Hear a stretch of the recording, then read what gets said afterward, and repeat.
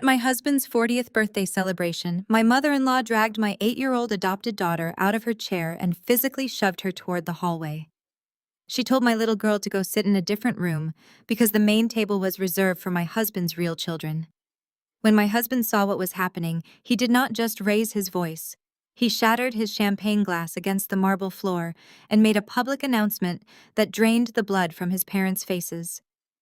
Before I share exactly what he said and how I systematically dismantled their elite society lives, let me know where you are watching from in the comments below. Hit that like button and subscribe if you believe toxic family members deserve zero mercy. Growing up, I learned early on that undeniable success was the absolute best shield against a world that constantly tried to make you feel small. I applied that lesson to every aspect of my life, dedicating years of relentless focus to my career until I eventually became a principal partner at a major venture capital firm in Atlanta. But when I married Trevon, I stepped into a deeply entrenched family dynamic where my professional success meant absolutely nothing compared to their obsession with social pedigree.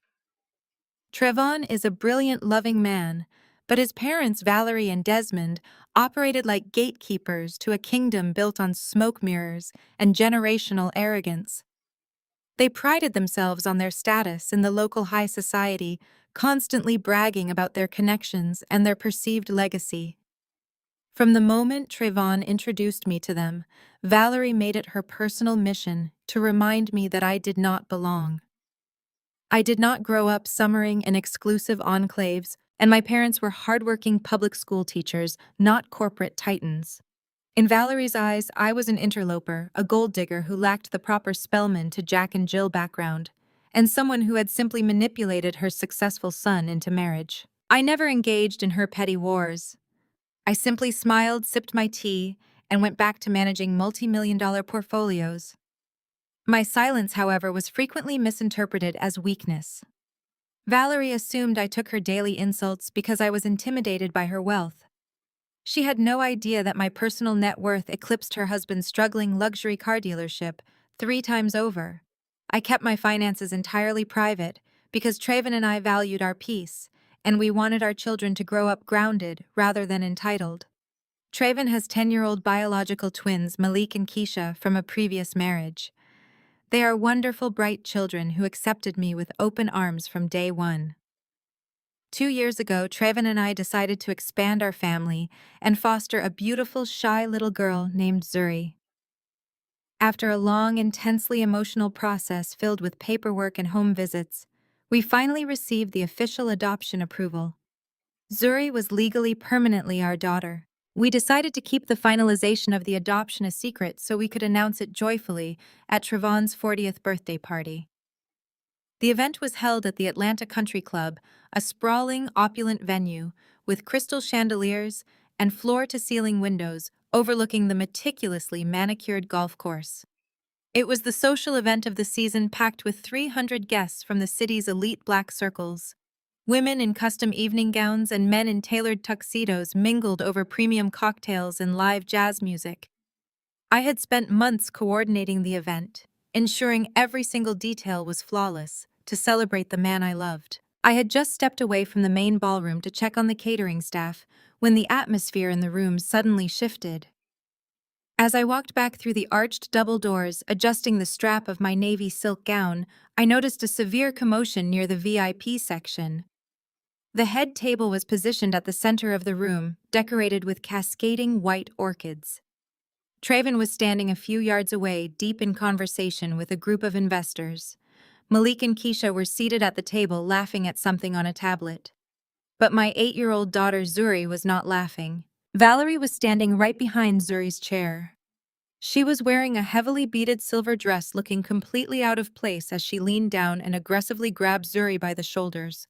I froze my breath, catching painfully in my throat. Valerie did not just tap her. She dug her manicured nails into the delicate fabric of Zuri's dress and physically yanked my child out of her seat. Zuri stumbled forward, her eyes wide with absolute terror, trying to find her balance on the polished hardwood floor. "Go find a table in the lounge, sweetheart," Valerie sneered loudly. She did not even bother to lower her voice to hide her cruelty. Several nearby guests turned their heads to watch the scene unfold. This main table is for family. Trayvon's real children need these seats. You understand, do you not? The sheer viciousness of the words echoed in my ears. Zuri shrank back, her lower lip trembling as she clutched the skirt of her dress. She looked so small, so incredibly vulnerable, in a room full of adults who were silently watching her get humiliated. A surge of protective, blinding fury washed over me so intense it made the edges of my vision blur. I took a hard step forward, ready to physically throw Valerie out of the building myself. I did not care about the country club rules or the society bloggers taking photos by the ice sculpture. Nobody was ever going to treat my daughter like a stray dog. But before I could cross the room, a violent, explosive crash stopped everyone in their tracks. Trayvon had turned around just in time to see his mother shove Zuri. He did not say a word at first. He simply slammed his crystal champagne flute down onto the marble bar with devastating force. The delicate glass shattered instantly, sending sharp fragments flying across the polished surface. The loud, violent crack cut through the ambient noise of the ballroom like a gunshot. The jazz band abruptly stopped playing mid-note. 300 guests went dead silent, turning their undivided attention to the bar. Trayvon ignored the champagne dripping from his hand. His face was a mask of absolute terrifying rage. He strode across the ballroom floor, his heavy footsteps echoing in the total silence. The crowd parted for him instinctively, sensing the dangerous shift in the atmosphere. He reached the head table and immediately dropped to one knee, pulling Zuri into a fierce protective hug. He pressed his face against her hair, whispering that she was safe and that nobody was ever going to move her. When he stood up, he positioned himself directly between Zuri and his mother. Valerie took a step back, her arrogant smirk faltering as she realized she had crossed a line that could never be uncrossed. She opened her mouth to offer some fabricated polite excuse, but Trayvon did not let her speak a single syllable. "Zuri is my daughter," Trayvon announced. His voice was low, but it carried perfectly across the silent room, vibrating with undeniable authority. He wanted every single person there to witness this moment. "I finalized her adoption papers yesterday morning, which makes her my blood, my heart, and an equal legal heir to my entire estate. She's a permanent part of this family and my legacy." Gasps rippled through the crowd. I saw several society columnists in the back row eagerly pulling out their phones. Valerie's face drained of color, turning a sickly shade of gray. She looked at Desmond, her husband, seeking immediate backup. "And since you cannot respect my daughter," Trayvon continued, his voice dropping to a freezing, ruthless register, "you do not get the privilege of sitting at my table. You do not get to celebrate my life while attacking my child. Get out." Desmond puffed out his chest and marched over from a neighboring table. Desmond was a man who demanded absolute submission from everyone around him. He ran his luxury car dealership through intimidation and expected his family to bow to his every command. He pointed a thick, accusatory finger directly at my face, completely bypassing his son. "You see what this woman is doing to you?" Desmond shouted, his face turning an angry shade of purple. He desperately wanted to reassert control in front of his wealthy peers. "She is brainwashing you. She is trying to steal the inheritance from your biological children. Keisha and Malik deserve that money, and this woman is bringing in outsiders to drain our family dry. She does not belong here, and neither does that child." Malik and Keisha, sitting just feet away, looked horrified by their grandfather. I quickly walked over to them, wrapping my arms around their shoulders to shield them from Desmond's toxic outburst. They leaned into me, seeking comfort away from the screaming adults. They loved Zuri and they loved me. The only people concerned with bloodlines were the grandparents who measured love in dollars and social status. "You are making a complete fool of yourself," Trayvon warned his father, taking another step forward. "Jada is my wife. Zuri is my child. Do not ever disrespect my family again." But the toxicity in that family was a deep-rooted sickness. Before Desmond could launch another verbal attack, Trayvon's older brother Julian pushed his way to the front of the crowd. Trailing right behind him was his wife Chloe. Chloe was a white woman who owned a failing boutique downtown, but she paraded around the country club like absolute royalty. She loved leveraging the family name to secure her own social standing, and she despised me because I never validated her desperate need for attention. She viewed my quiet confidence as a direct threat to her position in the family hierarchy. "Are you really going to kick your own parents out over this gold-digging accountant?" Julian yelled, glaring at me with unvarnished hatred. "Jada is ruining this family's legacy. She is tearing us apart just so she can get her hands on your accounts. She is manipulating you against your own blood." Chloe scoffed loudly, crossing her arms over her sequined dress. She looked me up and down with absolute disgust, making sure her shrill voice carried to the wealthy onlookers in the front row. "You have been trying to tear this family apart since the day you married in, Chloe," spat her face twisted in malice. "Just because you did not come from a wealthy background, just because you do not have our pedigree, does not mean you get to replace Malik and Keisha with a stray." The word stray hung in the stale air of the ballroom, vile and heavy. It was a classist, deeply racist microaggression wrapped into one disgusting insult. I felt Malik and Keisha flinch against my side. I did not scream at Chloe. I did not cry. I simply looked at her with a calm, unwavering gaze, cataloging every detail of her smug, entitled expression. I committed the moment to memory, knowing exactly how I was going to systematically dismantle her entire existence. Trevin did not waste another breath arguing with them.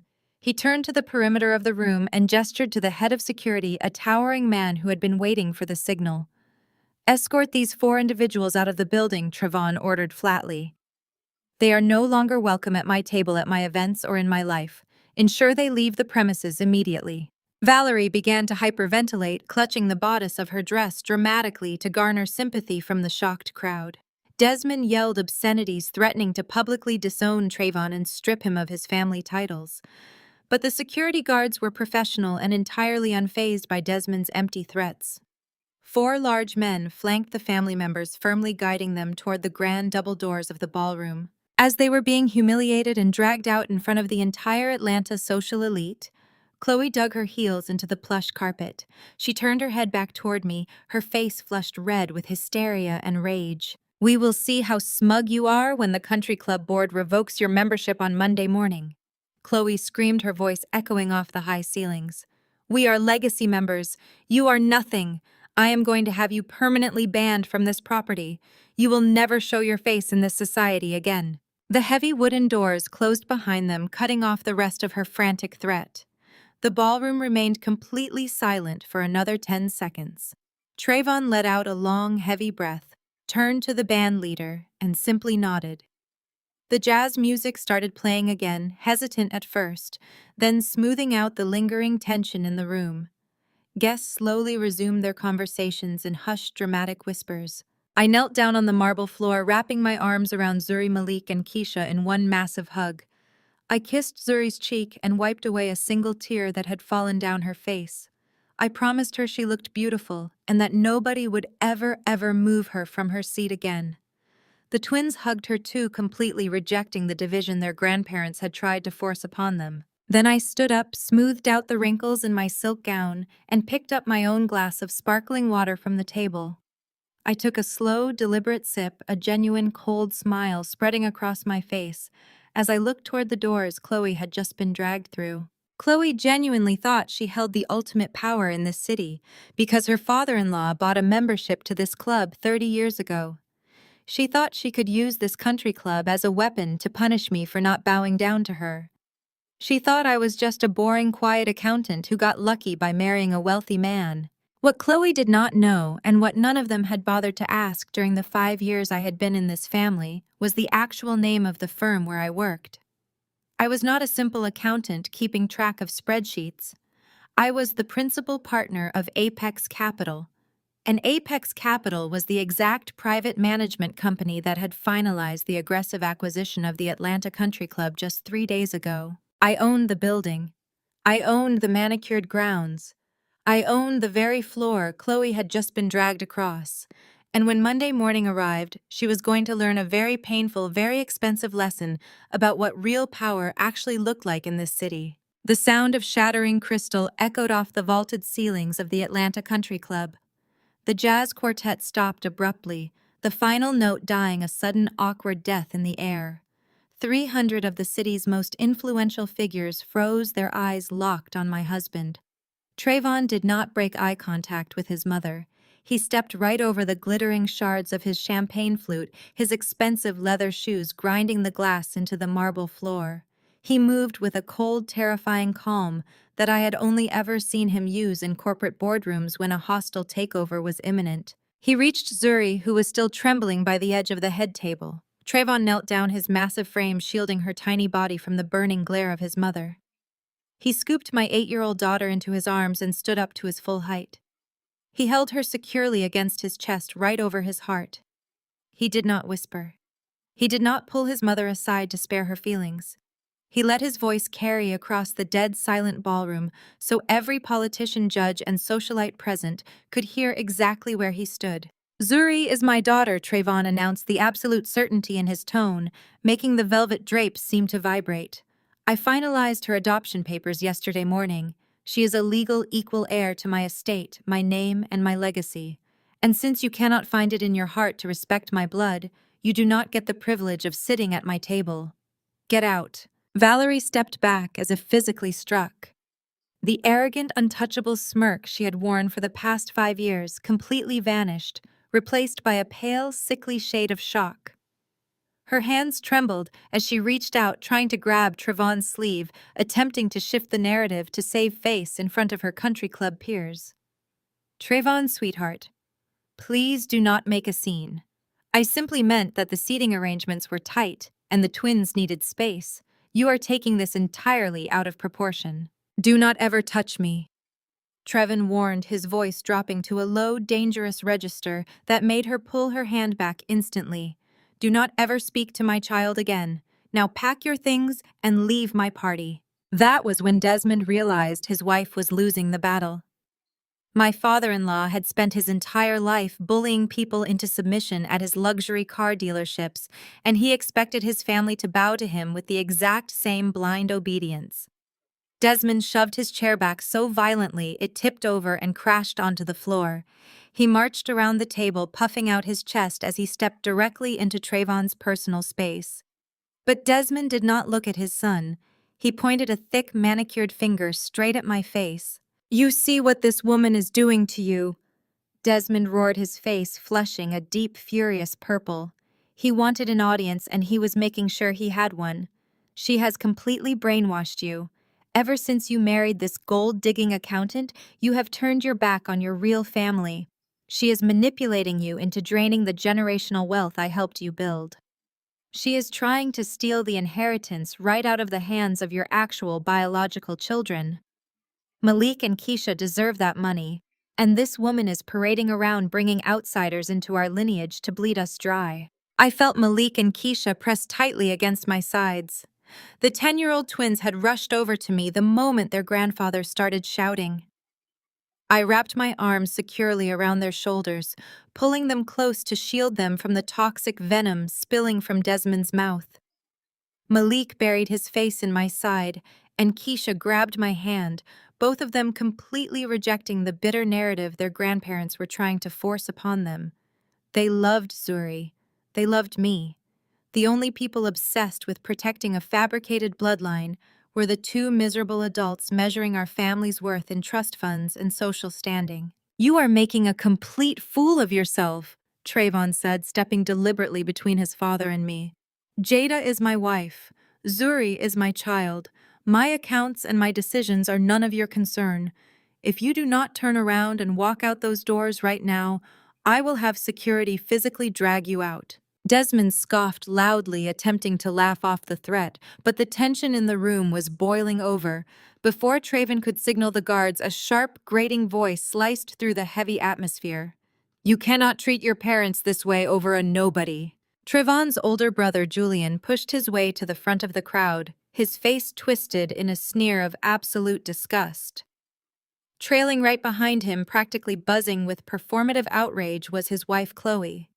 Chloe was a white woman who ran a failing, overpriced boutique downtown, but she paraded around our elite black social circles as if she had personally invented high society. She had always weaponized my background against me. Because my parents were hardworking public school teachers and not wealthy socialites, Chloe believed she was inherently superior. She leveraged her marriage to Julian to gatekeep a culture she had merely married into, and she absolutely despised my quiet refusal to kiss her ring. Julian stepped up beside his father, aggressively pointing at Trevon. "Are you seriously going to kick your own flesh and blood out of your birthday party over this woman?" Julian shouted.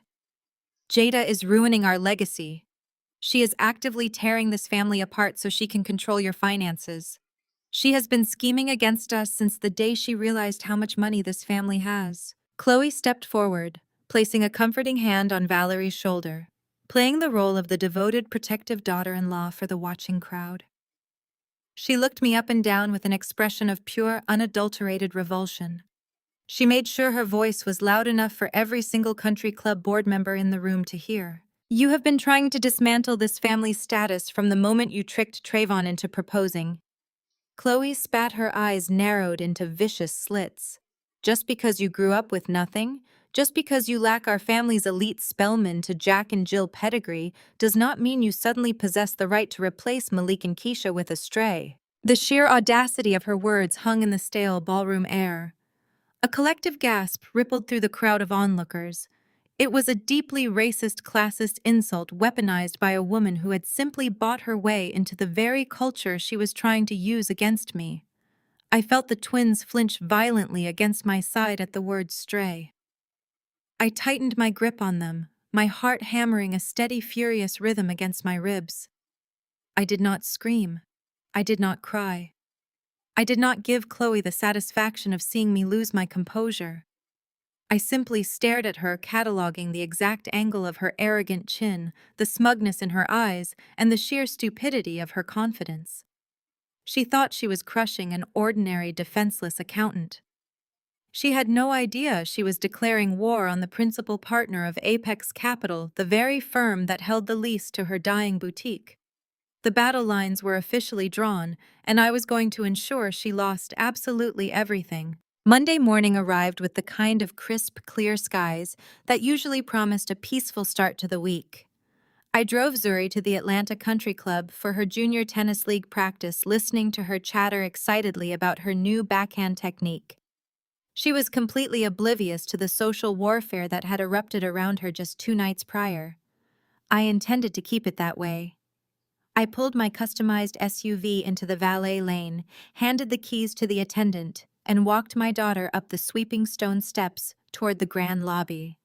The scent of fresh lilies and expensive cologne hit me the moment the glass doors swung open. Waiting for me right in the center of the lobby, blocking the path to the tennis courts, were Valerie and Chloe. Standing between them, looking incredibly uncomfortable in his tailored suit, was Richard Sterling, the president of the country club board. Valerie stood with her arms crossed, a smug, victorious smile plastered across her face. Chloe was practically vibrating with anticipation, holding her designer handbag like a shield. They had positioned themselves perfectly so that the morning crowd of wealthy patrons having coffee in the adjacent lounge could witness the impending humiliation. I squeezed Zuri's hand, gently knelt down to her eye level, and told her to go wait by the pro shop doors where I could see her. She nodded, her white tennis skirt swishing as she jogged away, leaving me to face the firing squad alone.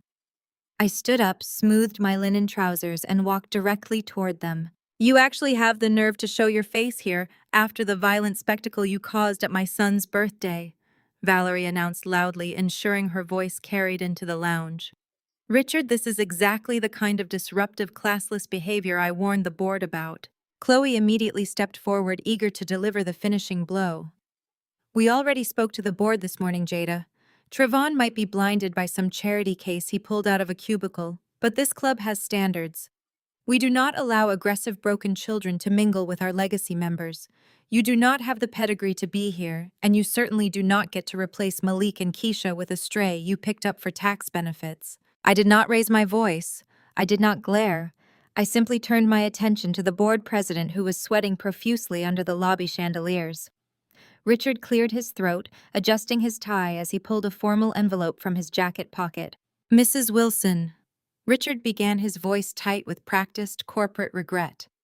"Given the numerous complaints regarding your family's disruption of the peace over the weekend, the board has voted to temporarily suspend your access to the club facilities, including the junior leagues." We must prioritize the comfort of our legacy members. Valerie let out a triumphant little laugh. Chloe smirked, waiting for me to break down in tears or launch into an undignified screaming match. They wanted a reaction. They wanted me to validate their superiority. Instead, I smiled. I opened my leather tote bag, bypassed my wallet, and pulled out a single, unsealed manila envelope. I extended my arm, holding it out to Richard. Richard, if I said calmly, maintaining direct eye contact. Before you finish that sentence and make a catastrophic career mistake, I highly suggest you read the new ownership hierarchy sent out by your corporate office at 8 o'clock this morning. Richard frowned, glancing nervously at Valerie before taking the envelope from my hand. He pulled out the single sheet of heavy stock paper. It was a formal corporate directive from the holding company that managed the club. I watched his eyes scan the document. I watched the exact moment his brain processed the words Apex Capital. I watched the blood completely drain from his face as his eyes landed on the name of the principal partner listed at the bottom of the page. My name. His hands started shaking so violently the paper rattled. He looked up at me, his mouth opening and closing as he struggled to find his voice.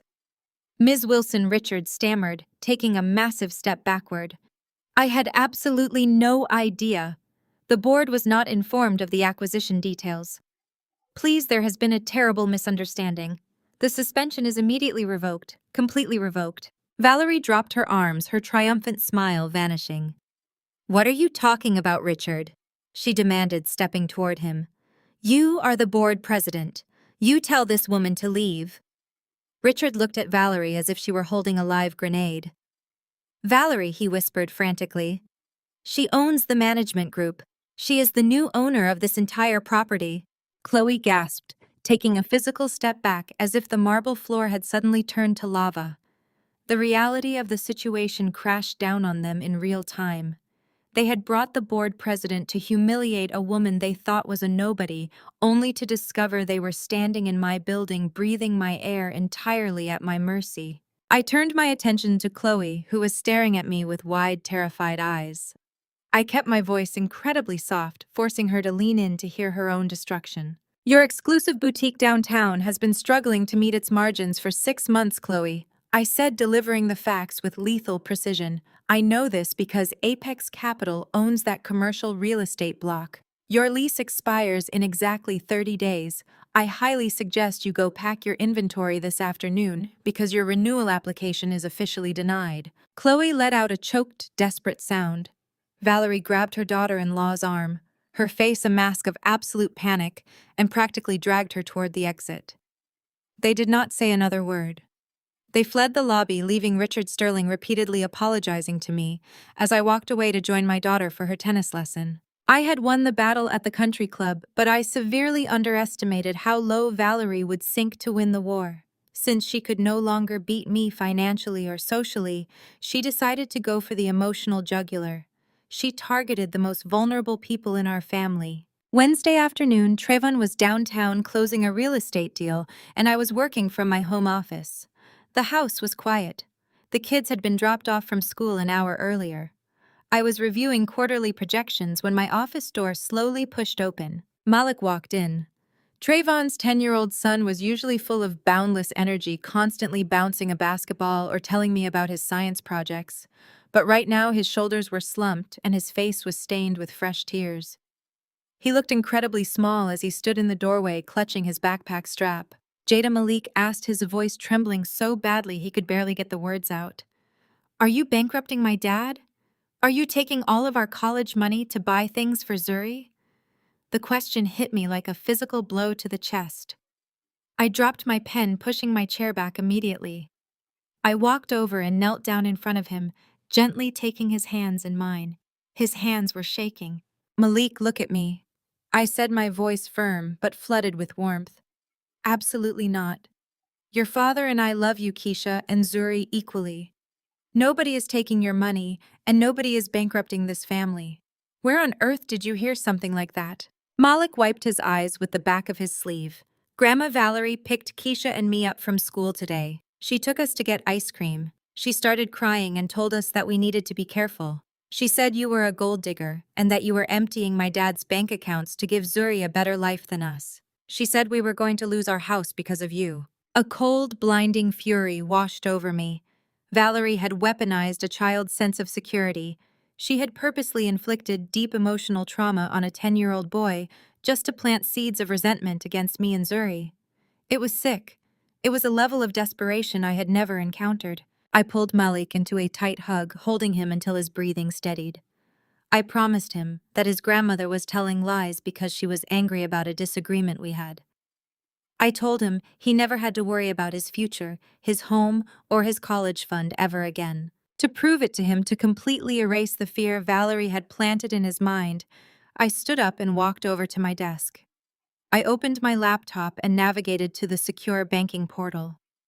Trayvon had set up a specific untouchable trust account for the twins' education and future investments. I wanted Malik to see the numbers with his own eyes, so he would know his grandmother was lying. I logged into the portal, typed in the verification codes, and waited for the dashboard to load. The screen populated. I looked at the balance. My blood ran completely cold. I stopped breathing. The balance was wrong. It was drastically, horrifyingly wrong. Exactly $250,000 was missing from the twins' trust account. The dashboard showed a massive authorized wire transfer that had cleared the system less than 48 hours ago. Malik saw my posture stiffen. He stepped closer to the desk, his voice laced with renewed panic. "Jada, what is wrong? Is the money gone?" I slammed the laptop shut instantly. I forced the most convincing, relaxed smile I could muster onto my face. I turned to him and smoothed his shirt collar. "Everything is perfectly fine, sweetie," I lied smoothly, protecting his peace. "The bank is just doing some updates on the site. Your money is completely safe. Go wash your hands and ask Maria to make you and Keisha a snack. I need to make a quick phone call to your dad." Malik nodded, the tension leaving his shoulders, and walked out of the office. The moment the door clicked shut behind him, I opened the laptop again. My hands were moving on pure adrenaline. Trayvon would never touch this money.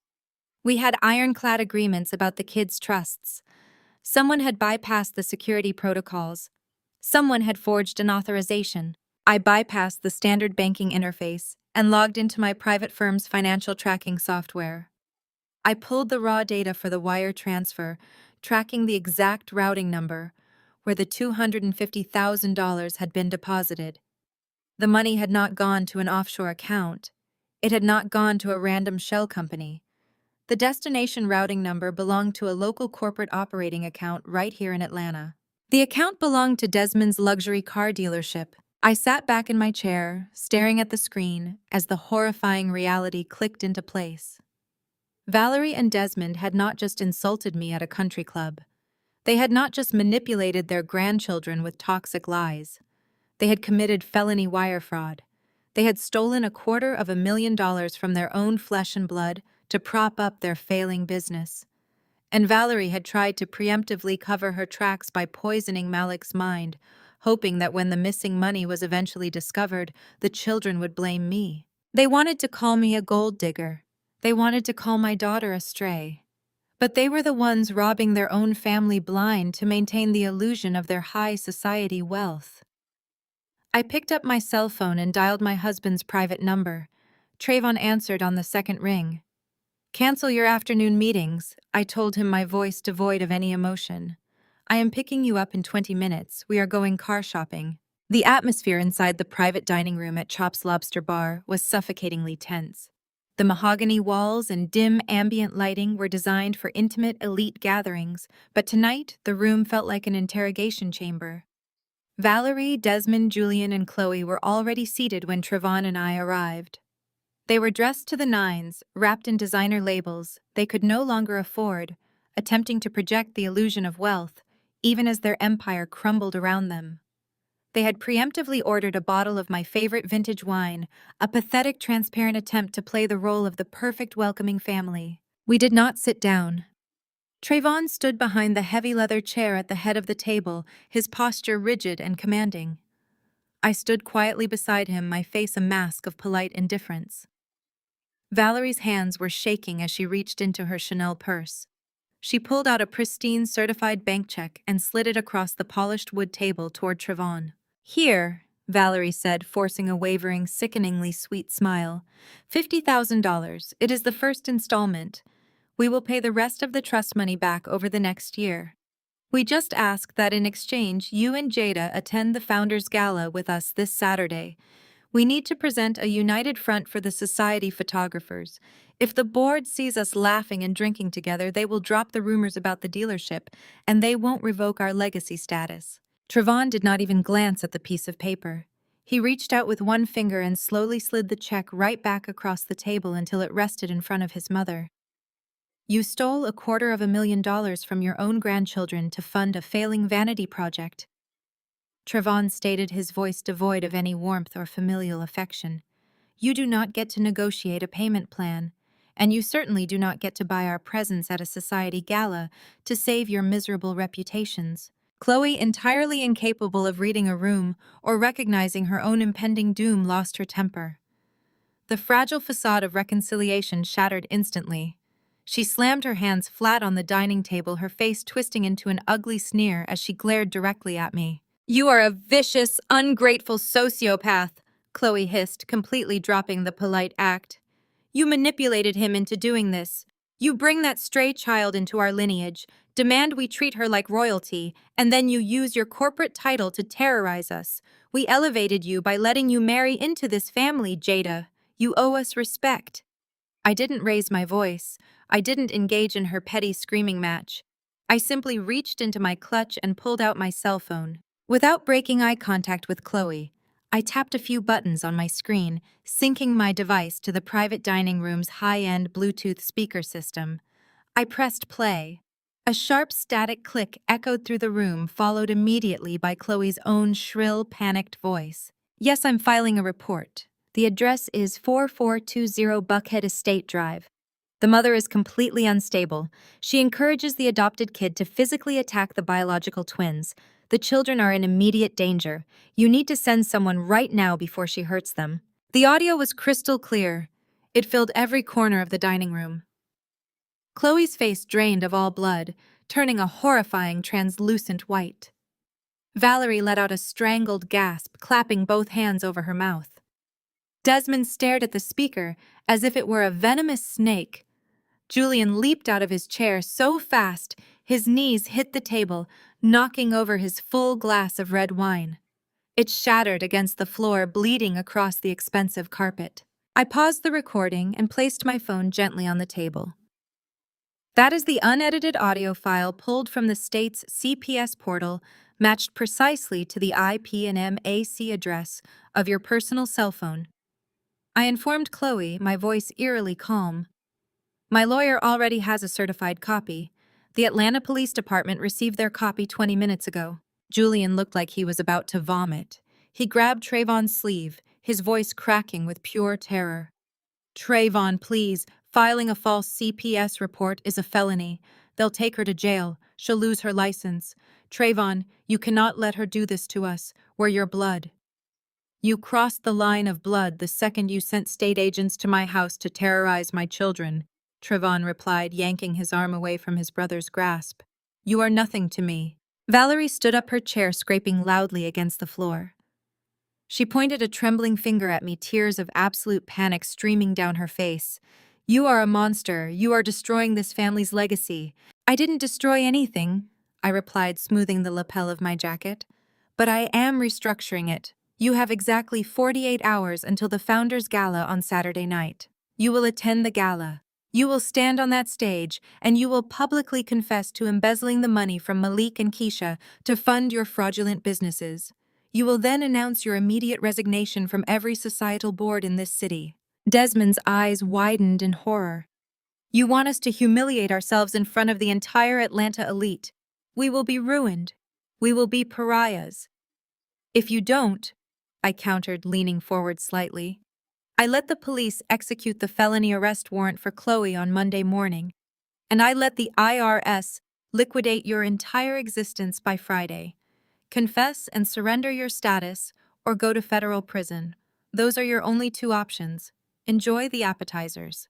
Trayvon placed his hand on the small of my back and we turned around, walking out of the private dining room without looking back. We left them standing in the wreckage of the empire they had tried to protect with cruelty and lies. The Founders Gala was the crown jewel of Atlanta's elite black society. Held in the grand ballroom of the Four Seasons, it was a night dripping in diamonds, tailored tuxedos, and generational wealth. The room was packed with 500 of the city's most powerful politicians, judges, and corporate titans. Trayvon and I arrived late, commanding attention as we walked down the sweeping staircase. I wore a backless emerald gown. Trayvon was immaculate in a midnight blue tuxedo. Across the room near the main stage, I spotted Valerie, Desmond, Julian, and Chloe. They looked like absolute ghosts walking among the living. They were sweating, their eyes darting nervously around the room. Desmond was gripping a glass of bourbon so tightly his knuckles were white. They had chosen to call my bluff. They genuinely believed that when the moment came, I wouldn't dare cause a massive public scandal in front of the city's most powerful figures. They thought the social pressure of the gala would force me into silence. At exactly 9 o'clock, the orchestra quieted, and the Master of Ceremonies announced the presentation of the annual Patriarch of the Year award, an honorary title Desmond had essentially bought through decades of glad-handing and aggressive donations. Desmond puffed out his chest, attempting to summon his old, arrogant bravado. He adjusted his bow tie and confidently walked up the carpeted steps to the stage, ready to spin his lies, accept his applause, and pretend his empire wasn't burning to the ground. Before Desmond's hand could even touch the microphone stand, Trayvon calmly walked up the opposite staircase. He moved with the same terrifying, lethal precision he had shown at his birthday party. He stepped right in front of his father and intercepted the microphone, pulling it from the stand. Desmond froze, his eyes widening in panic as he realized Trayvon was not playing by the rules of polite society. "Good evening," Trayvon's voice boomed through the massive speaker system. 500 guests immediately ceased their conversations, turning their undivided attention to the stage. "Before my father accepts this prestigious award, I have an official family announcement to make regarding the future of the Blackwood legacy." Valerie let out a quiet, terrified whimper from the front row. Chloe grabbed Julian's arm, looking frantically toward the ballroom exits. "Effective immediately, I am formally resigning from all Blackwood family enterprise boards." Trayvon announced, his tone cold and unyielding. "I refuse to attach my name, my reputation, or my children's future to an institution built on theft. This week I discovered that my parents, Desmond and Valerie Blackwood, embezzled $250,000 directly from the college trust funds of their own 10-year-old grandchildren to prop up fraudulent, failing businesses." A collective, horrified gasp sucked all the oxygen out of the enormous ballroom. The clinking of glasses stopped completely. The elite society patrons stared at the stage in absolute paralyzed shock. Desmond opened his mouth to shout a denial, to call his son a liar, to salvage whatever scrap of dignity he had left. But he didn't get the chance because I was already walking up the stairs to join my husband. I stepped up to the microphone, standing shoulder to shoulder with Trayvon. I looked down at the sea of wealthy, influential faces, and then I locked eyes directly with Chloe, who was shaking uncontrollably in the front row. "For those who do not know me, I am Jada Wilson," I said, my voice smooth, commanding, and ringing with absolute authority. "But tonight I am not speaking as Trayvon's wife. I am speaking as the principal partner and chief executive of Apex Capital." The whisper of my firm's name rippled through the front tables. The heavy hitters in the room knew exactly who Apex was, and they immediately understood the devastating shift in the power dynamic. "I am officially announcing that Apex Capital has acquired the entirety of the debt belonging to Blackwood Luxury Motors and the downtown retail entity known as Chloe's Boutique. I declared delivering the final fatal blow. And as of this exact moment, both entities are entering immediate forced liquidation. The era of the fake legacy is over." Chloe let out a sob of pure panic. She dropped her designer clutch and turned, attempting to sprint toward the grand double doors of the ballroom to escape the blinding humiliation. But as she pushed the heavy doors open, she slammed directly into two uniformed Atlanta police officers waiting in the lobby. The authorities had arrived to execute the felony arrest warrant for the fraudulent CPS report. Desmond and Valerie were left standing in the center of the ballroom, completely exposed and utterly ruined. The hundreds of society elites they had spent their entire lives trying to impress now looked at them with unvarnished disgust. The crowd physically backed away from them, leaving the former patriarch and matriarch completely isolated in a circle of absolute shame. 6 months later, the dust had fully settled. Desmond and Valerie lost everything in the brutal liquidation. Stripped of their country club memberships, their luxury cars, and their mansion, they were exiled to a tiny rented two-bedroom apartment in a different state, completely shunned by the society they had sacrificed their family to impress. Julian was drowning in debt, dealing with the fallout of Chloe's criminal probation and a spectacularly messy, bitter divorce. Meanwhile, I was sitting on the expansive, sun-drenched patio of our new home with Trayvon. The afternoon was warm, the air smelling of blooming jasmine. We sat close together on the outdoor sofa watching the yard. Zuri, Malik, and Keisha were running through the grass chasing a golden retriever puppy we had adopted the week before. Their laughter floated through the air, a real fiercely protected blended family, entirely insulated from the toxicity of the past. I poured 2 glasses of crisp white wine, handing one to my husband. I leaned my head against his shoulder, clinking my glass against his, as we watched our children play, looking at the beautiful, peaceful life we had built entirely on our own terms. They told my daughter she didn't fit at their table. So I bought the building, and I evicted them. Monday morning arrived with crisp, clear skies masking the storm I was about to unleash. I drove Zuri to the Atlanta Country Club for her weekly junior tennis clinic.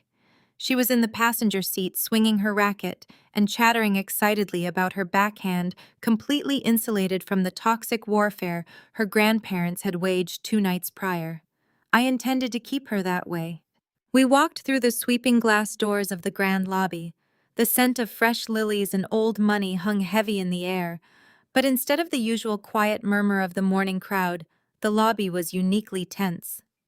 Waiting right in the center, perfectly positioned to block our path to the courts, were Valerie and Chloe.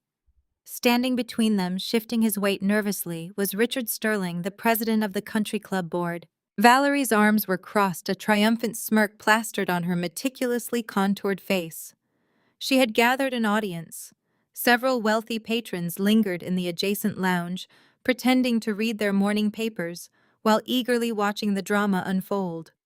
Chloe gripped her designer handbag like a weapon, practically vibrating with the anticipation of my public downfall. I gently squeezed Zuri's hand, knelt down, and told her to go look at the new tennis gear in the pro shop just a few yards away.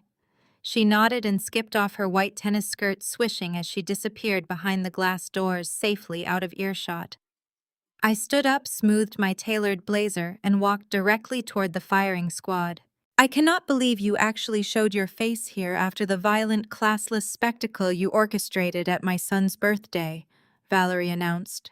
She pitched her voice loud enough to bounce off the vaulted ceilings, ensuring every socialite in the lounge caught every syllable. Richard, this is exactly the kind of disruptive behavior I warned the board about. We cannot have this element infecting our environment. Chloe eagerly stepped forward to deliver her prepared lines. We already had a meeting with the board this morning, Jada. Trayvon might be blinded by whatever sob story you spun to get him to rescue you from your boring desk job, but this club has standards. You do not have the pedigree to be here. We do not allow aggressive, broken children to mingle with our legacy members. You are not replacing Malik and Keisha with a stray. I did not raise my voice. I did not show a single ounce of anger. I simply turned my attention to the board president, who was sweating profusely under his expensive bespoke suit. Mrs. Wilson. Richard began clearing his throat and pulling a formal wax-sealed envelope from his breast pocket. His tone was laced with practiced corporate regret, a tone I had heard 1,000,000 times in boardrooms before a massive layoff. Given the numerous complaints regarding your family's disruption of the peace over the weekend, the board has voted to temporarily suspend your access to the club facilities, including the junior leagues. We must prioritize the comfort of our legacy members. I'm going to have to ask you to leave the premises immediately. Valerie let out a sharp, victorious laugh, a sound that grated against the marble walls. Chloe smirked, waiting for me to break down in tears, beg for an exception, or launch into an undignified screaming match that would only validate their narrative of me being an unhinged outsider. Instead, I reached into my leather tote bag. I bypassed my wallet and pulled out a single unsealed manila envelope. I extended my arm and held it out to Richard.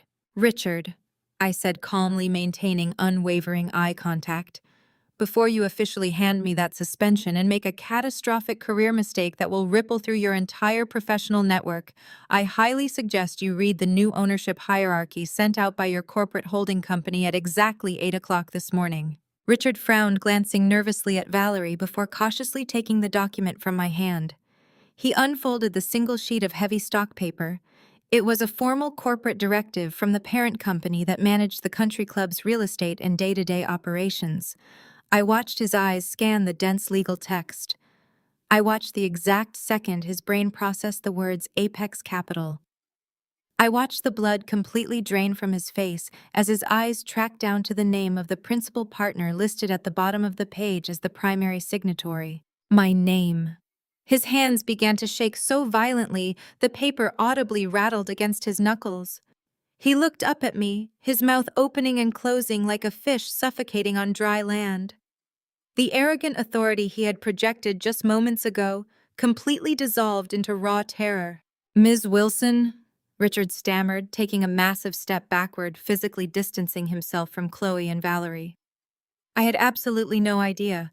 The board was not informed of the acquisition details. "Please, there has been a terrible misunderstanding. The suspension is immediately revoked, completely revoked.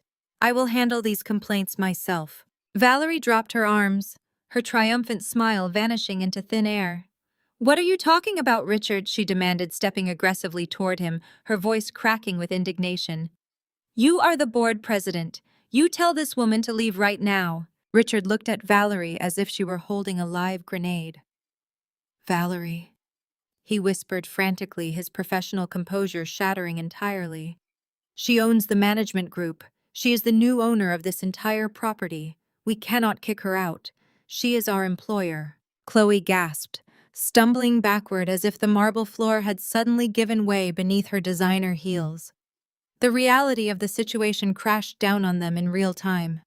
They had weaponized the board president to humiliate an ordinary accountant, only to discover they were standing in my building, breathing my air, and existing entirely at my mercy.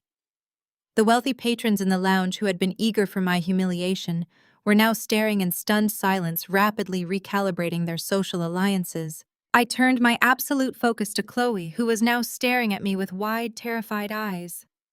The malicious fire in her gaze had been completely extinguished.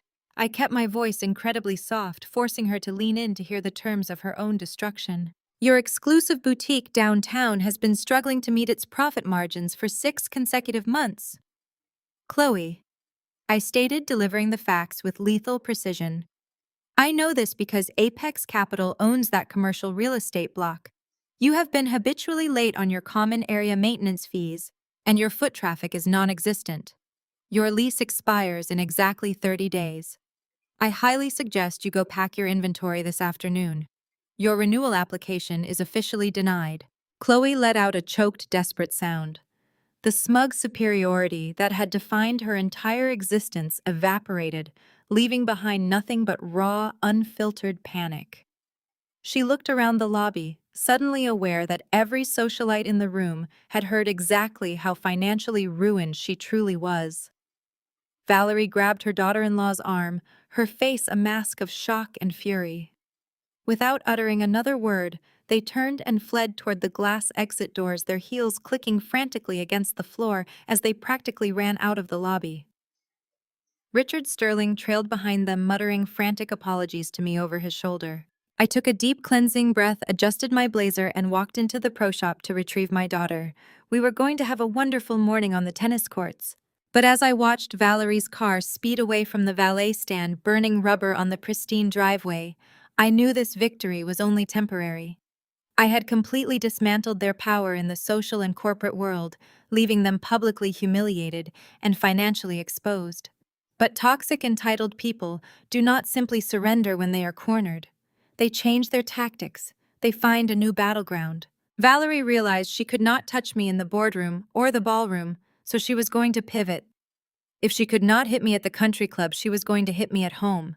She was going to bypass me entirely and target the most vulnerable, unprotected elements of our family. I just didn't realize how fast she would strike or how far she was willing to go to destroy the life Trevon and I had built. The peace of my home office on Wednesday afternoon was a stark contrast to the absolute chaos of the past few days. Sunlight poured through the massive bay windows, illuminating the stacks of financial reports spread across my mahogany desk. Trevon was downtown finalizing a commercial real estate acquisition, leaving me to manage my firm's portfolios remotely. The house was quiet, save for the distant, muffled sounds of the front door opening. The kids had just been dropped off from school. Usually this was my favorite part of the day. Within 10 minutes, I would hear the heavy thud of Malik dropping his backpack in the hallway, followed by Keisha practicing her violin, and Zuri asking Maria, our housekeeper, for a snack. But today the routine broke. There was no running. There was no laughter. My office door slowly creaked open. I looked up from my spreadsheets expecting to see Zuri demanding a hug. Instead, Malik stood in the doorway. Trayvon's 10-year-old son was the light of our family, a boy with boundless energy who could talk your ear off about space exploration and basketball statistics. But the child standing in front of me looked completely shattered. His shoulders were slumped, his hands gripped the straps of his backpack so tightly his knuckles were white, and his face was stained with fresh, heavy tears. I dropped my pen instantly. I pushed my chair back and crossed the room in 3 strides, my heart dropping into my stomach. I knelt down to his eye level, reaching out to gently touch his arm. "Malik, sweetheart, what is wrong?" I asked, keeping my voice soft and steady. "Did something happen at school?" He did not look at me. He kept his eyes fixed on the floor, his lower lip trembling as he tried to hold back a sob. When he finally spoke, his voice was so small, so filled with genuine fear, that it made my blood run completely cold. "Jada," Malik whispered, his voice cracking. "Are you bankrupting my dad? Are you taking all of our college money so you can buy things for Zuri?" The question hit me like a physical blow to the chest. It knocked the wind right out of my lungs. I grabbed both of his hands, holding them firmly. "Look at me, Malik," I said, making sure my tone was absolute and unwavering. "Look right at me. No, absolutely not. Your father and I love you, Keisha and Zuri, equally. Nobody is taking your money and nobody is bankrupting this family. Where on earth did you hear something like that?" Malik wiped his eyes with the back of his sleeve, taking a shuddering breath. "Grandma Valerie picked Keisha and me up from school today. She told the carpool line she had permission. She took us to get ice cream, but she started crying at the table. She told us that we needed to be careful around you. She said you were a gold digger and that you were emptying my dad's bank accounts to give Zuri a better life than us. She said we were going to lose our house because of you." A dark, blinding fury washed over me. The sheer, unadulterated malice required to look a 10-year-old child in the eyes and weaponize their sense of security was beyond comprehension. Valerie had realized she could not break me financially or socially. She had been humiliated at the country club, her power completely dismantled.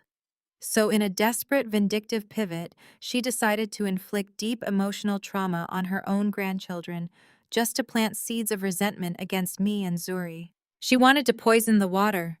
She wanted Malik and Keisha to look at their newly adopted sister as a threat and to look at me as a thief. It was a level of sickness I had never encountered in my life.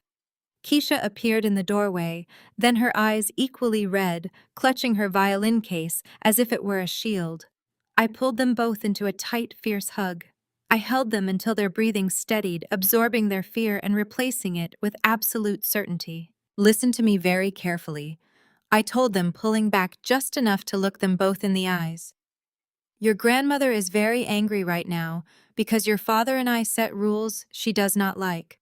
Sometimes when adults are angry and want to hurt someone, they tell terrible, ugly lies. You will never lose your home.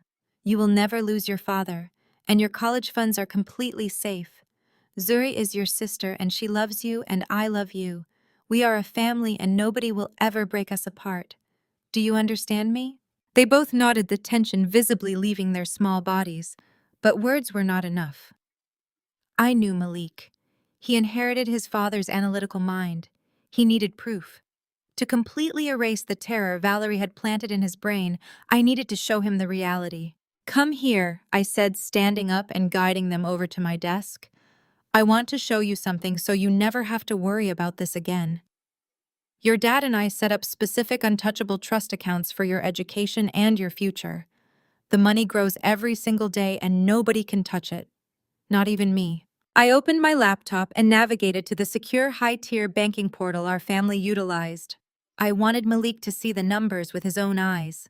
I wanted to replace his grandmother's toxic lies with hard mathematical facts. I typed in the verification codes, authenticated the login with my phone, and waited for the dashboard to load. The screen populated with our family's various accounts. I clicked on the tab designated for the twins' joint educational and investment trust. I looked at the balance. My heart stopped beating. My lungs froze. The balance was wrong. It was drastically, horrifyingly wrong. Exactly $250,000 was missing. The dashboard showed a massive authorized wire transfer that had cleared the banking system less than 48 hours ago. The numbers glared back at me, mocking the very promise I had just made to my stepson. Malik, reading the screen over my arm, saw the numbers. He saw my posture go completely rigid. He stepped closer to the desk, his voice laced with renewed panic. "Jada, what is wrong?" "The number is smaller than Dad said it was. Is the money gone?" I slammed the laptop shut instantly. I forced the most convincing, relaxed smile I could muster onto my face, praying my eyes did not betray the absolute murder brewing in my soul. "Everything is perfectly fine, sweetie." I lied smoothly, ensuring my voice did not shake. "The bank is doing a massive server update on the site this afternoon, so the displays are lagging and showing incorrect data. Your money is completely safe. I want you and Keisha to go wash your hands and ask Maria to make you some of those chocolate chip cookies she baked this morning. I just need to make a quick phone call to your dad about the bank's software glitch." Malik and Keisha nodded, accepting the explanation. The promise of cookies finally brought a small smile to Keisha's face, and they walked out of the office together. The moment the heavy wooden door clicked shut behind them, the smile vanished from my face.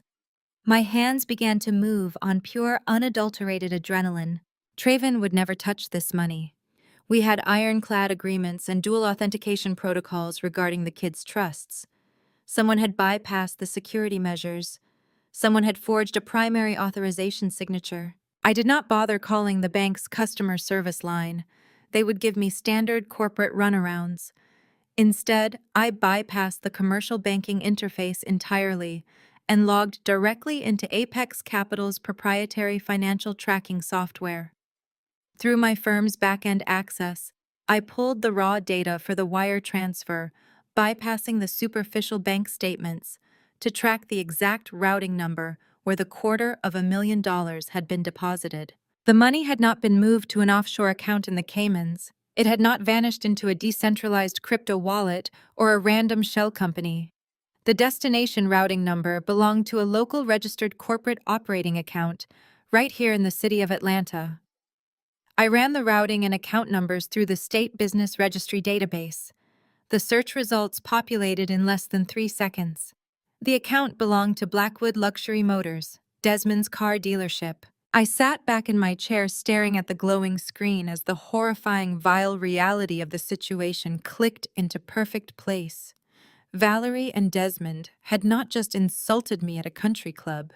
They had not just manipulated their grandchildren with toxic lies to get back at Trevon. They had committed felony wire fraud. They had stolen $250,000 from their own flesh and blood to prop up their failing, mismanaged business. And Valerie, knowing the theft would eventually be discovered, had tried to preemptively cover her tracks by poisoning Malik's mind. She wanted the children to believe that when the money went missing, I was the one who took it. She wanted them to hate me. They wanted to call me a gold digger. They wanted to call my adopted daughter a stray. But they were the ones actively robbing their own family blind, bleeding their grandchildren's future dry, just to maintain the hollow illusion of their high society wealth. I reached across the desk and picked up my cell phone. I bypassed my assistant and dialed my husband's private number. Trayvon answered on the second ring, his voice calm and professional. Cancel the rest of your afternoon meetings.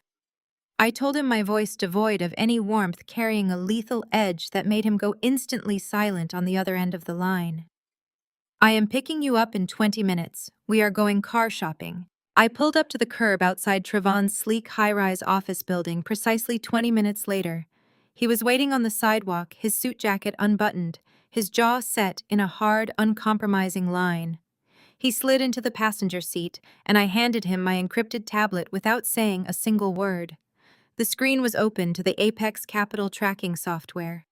I watched his eyes scan the routing numbers, the forged authorization signature, and the final destination of the $250,000. He stared at the screen for a long, suffocating minute. The air inside the SUV felt heavy, thick with the kind of anger that precedes a massive storm. Trayvon handed the tablet back to me, stared straight out the windshield, and told me to drive. Blackwood Luxury Motors occupied a massive, glittering corner lot in the heart of Buckhead. The showroom was an architectural marvel of floor-to-ceiling glass, polished white marble floors, and perfectly angled lighting designed to make the imported sports cars gleam.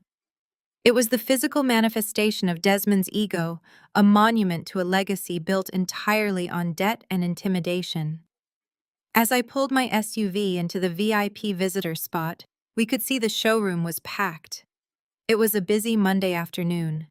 Wealthy clients were sipping complimentary espressos on white leather sofas while salesmen in tailored suits hovered nearby with clipboards. Trayvon and I walked through the double glass doors side by side.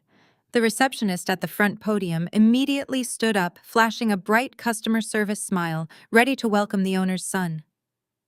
Trayvon did not even look at her. He marched straight past the podium, his heavy footsteps echoing sharply against the marble floor. I stayed right at his side, my eyes scanning the room until I found our target.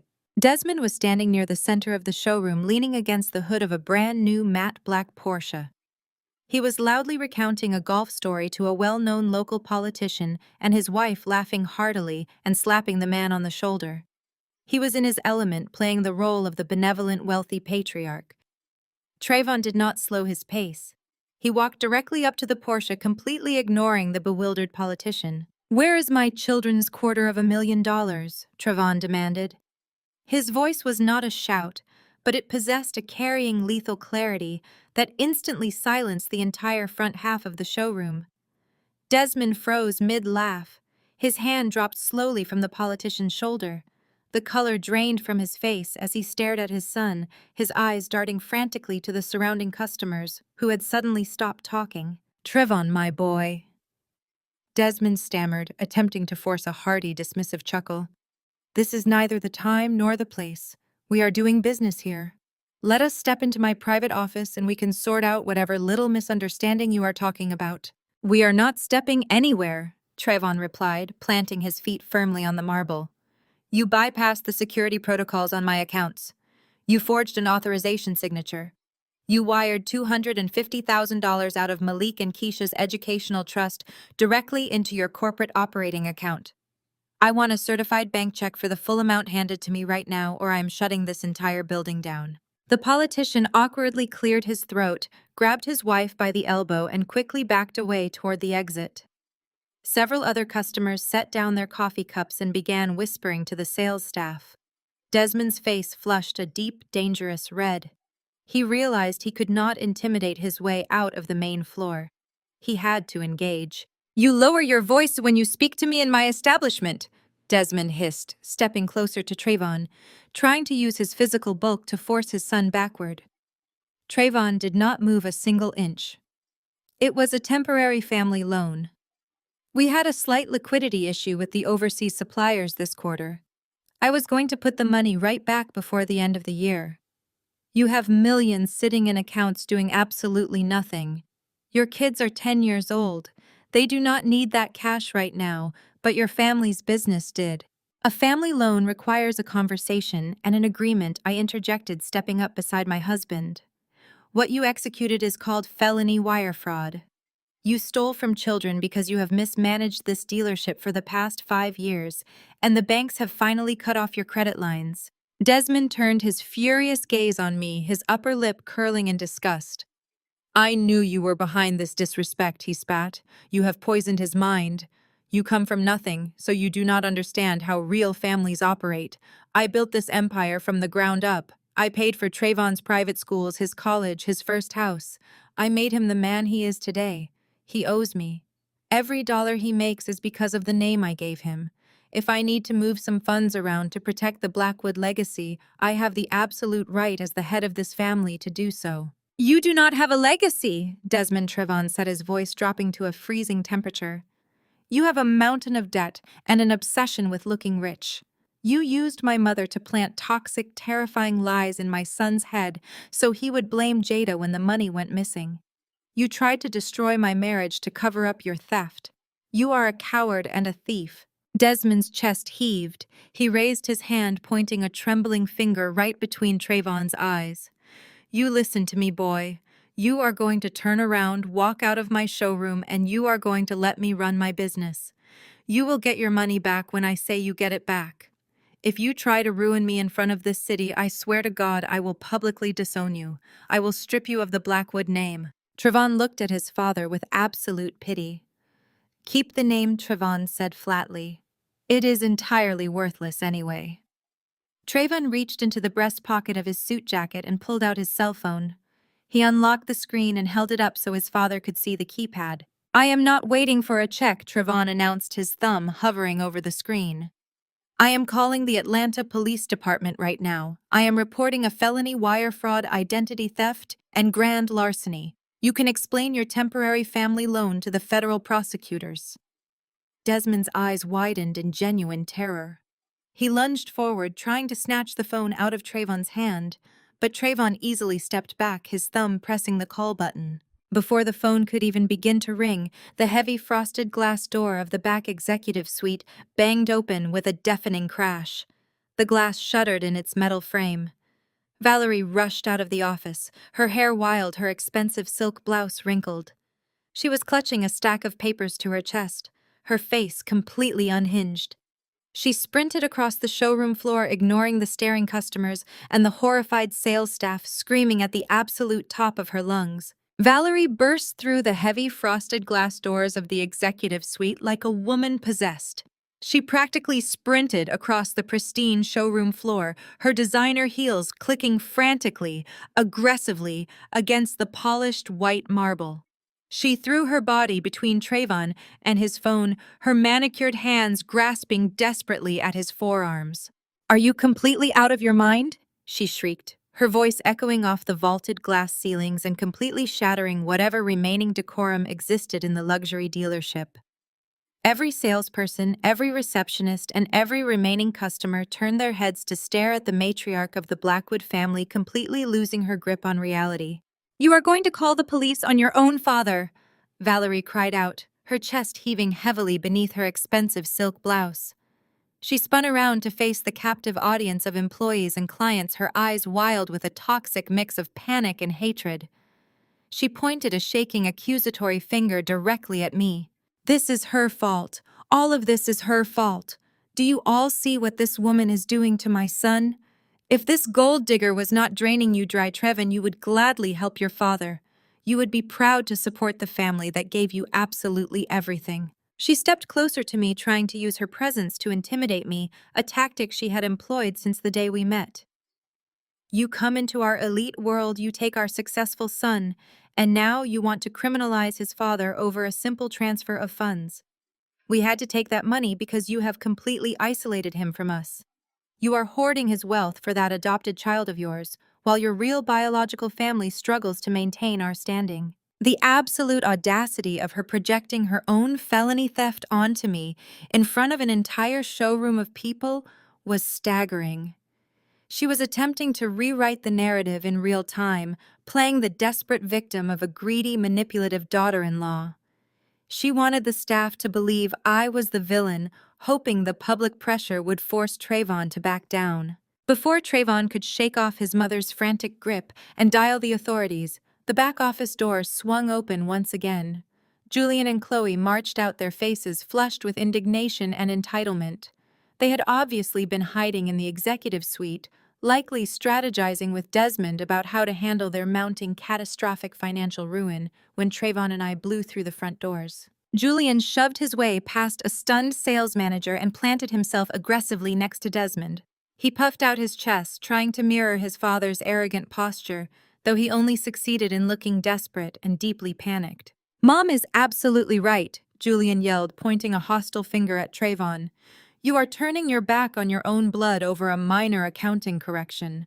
Dad needed liquidity to keep this place running, to keep the Blackwood name respected in this city.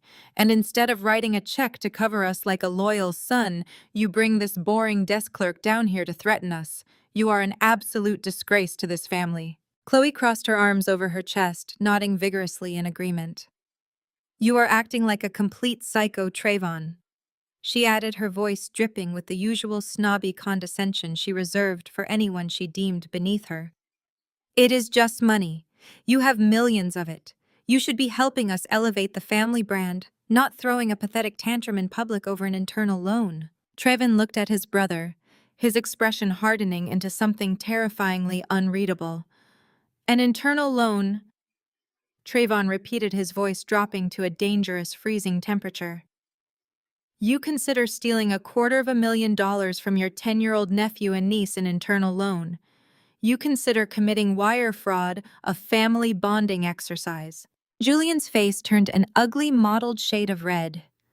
The pressure of the confrontation, combined with his own massive lifelong insecurities about living in Trayvon's shadow, caused his arrogant facade to violently crack.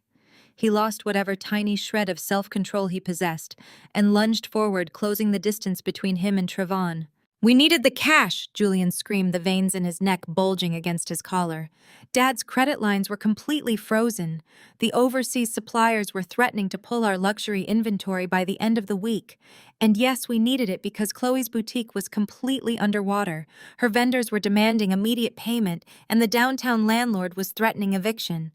Are we just supposed to let her business fail while you sit on millions? We used that money to save her store and save this dealership. We are your family. You are supposed to protect us."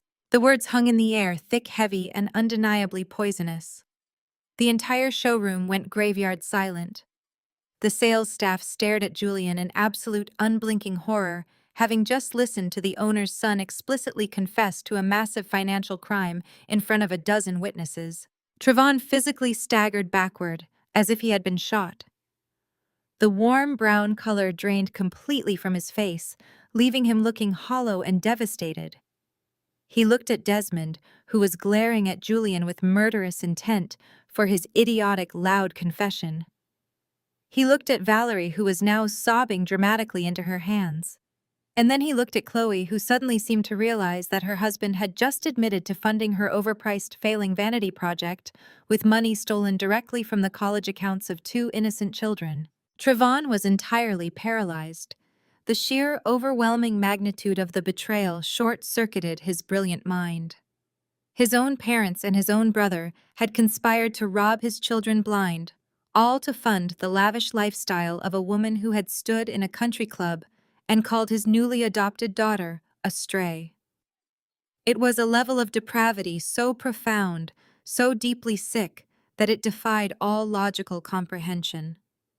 He dropped his phone to his side, his broad, powerful shoulders slumping as the reality of his family's utter moral bankruptcy finally crushed him. He could not speak.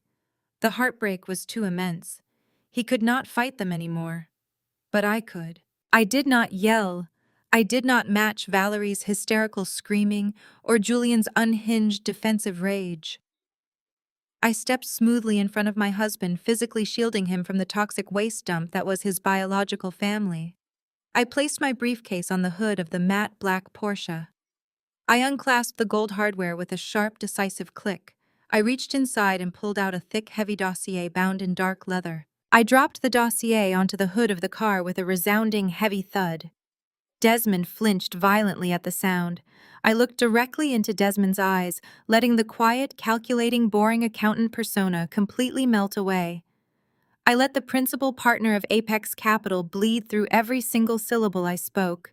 I did not just find out about the $250,000. I told them, my voice smooth, cold, and echoing with absolute terrifying authority in the silent showroom. I know exactly where every single dollar in this fraudulent enterprise has gone for the past 5 years. Desmond's eyes darted nervously to the thick folder resting on the car hood. A bead of sweat rolled down his temple. I know about the doctored inventory logs you submitted to your corporate sponsors to inflate your numbers. I continued stepping closer to him, effectively trapping him against the vehicle. I know about the shell company you and Julian set up in Delaware to hide the boutique's massive operational losses from your creditors. Chloe gasped loudly, her hand flying to her throat as she took a panicked step backward. Valerie stopped crying instantly, her mouth falling open in mute, paralyzed horror. I placed my hand flat on the leather dossier and leaned in, delivering the final devastating hook.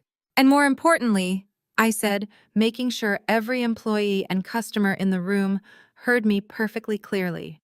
I know about the $1.2 million you currently owe the IRS in unpaid back taxes, and I know the bank is foreclosing on this entire dealership on Friday. For a long, heavy moment, the only sound in the massive showroom was the hum of the central air conditioning. The tension was so thick, it felt like it could shatter the floor-to-ceiling windows. Then Desmond threw his head back and laughed. It was a booming, arrogant, deeply condescending sound that echoed off the polished marble floors. He clapped his hands together, shaking his head as he looked at Trayvon with a mixture of mock pity and supreme confidence. He was entirely unfazed by the bomb I had just dropped onto the hood of his precious inventory. "You really think you are a corporate spy, do you, Jada?" Desmond chuckled, adjusting the cuffs of his tailored suit. "You spent your lunch break doing a public records search. Anyone with an internet connection and a bitter vendetta can look up a pending tax lien. It means absolutely nothing. This is high-level corporate finance. It is an intricate game of leverage that a lowly paper-pushing accountant like you could never possibly comprehend. You do not understand how real wealth operates." Julian immediately stepped up beside his father, emboldened by Desmond's arrogant dismissal. He pointed a hostile finger at Trayvon. "You better put a leash on your wife, Trev. She is embarrassing herself, coming down here trying to sound like a Wall Street shark. Dad has this entirely under control. We are the Blackwoods. We do not lose." Valerie scoffed, crossing her arms over her expensive silk blouse, completely forgetting the felony theft she had just been caught committing. "You really thought you could walk into our territory and intimidate us with a printout from the internet? You are a pathetic, classless gold digger. We are untouchable." Desmond held up a hand, silencing his wife and son. He wanted the floor. He wanted to deliver his crushing victory speech. He leaned against the matte black Porsche, looking at me with pure, unadulterated disdain.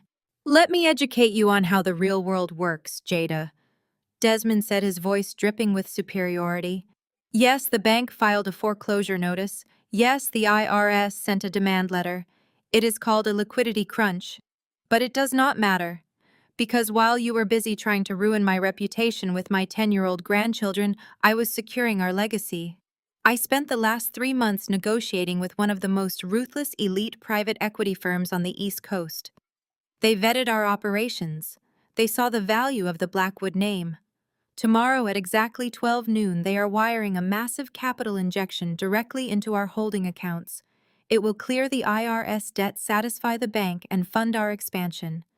Your little $250,000 grievance is a drop in the bucket.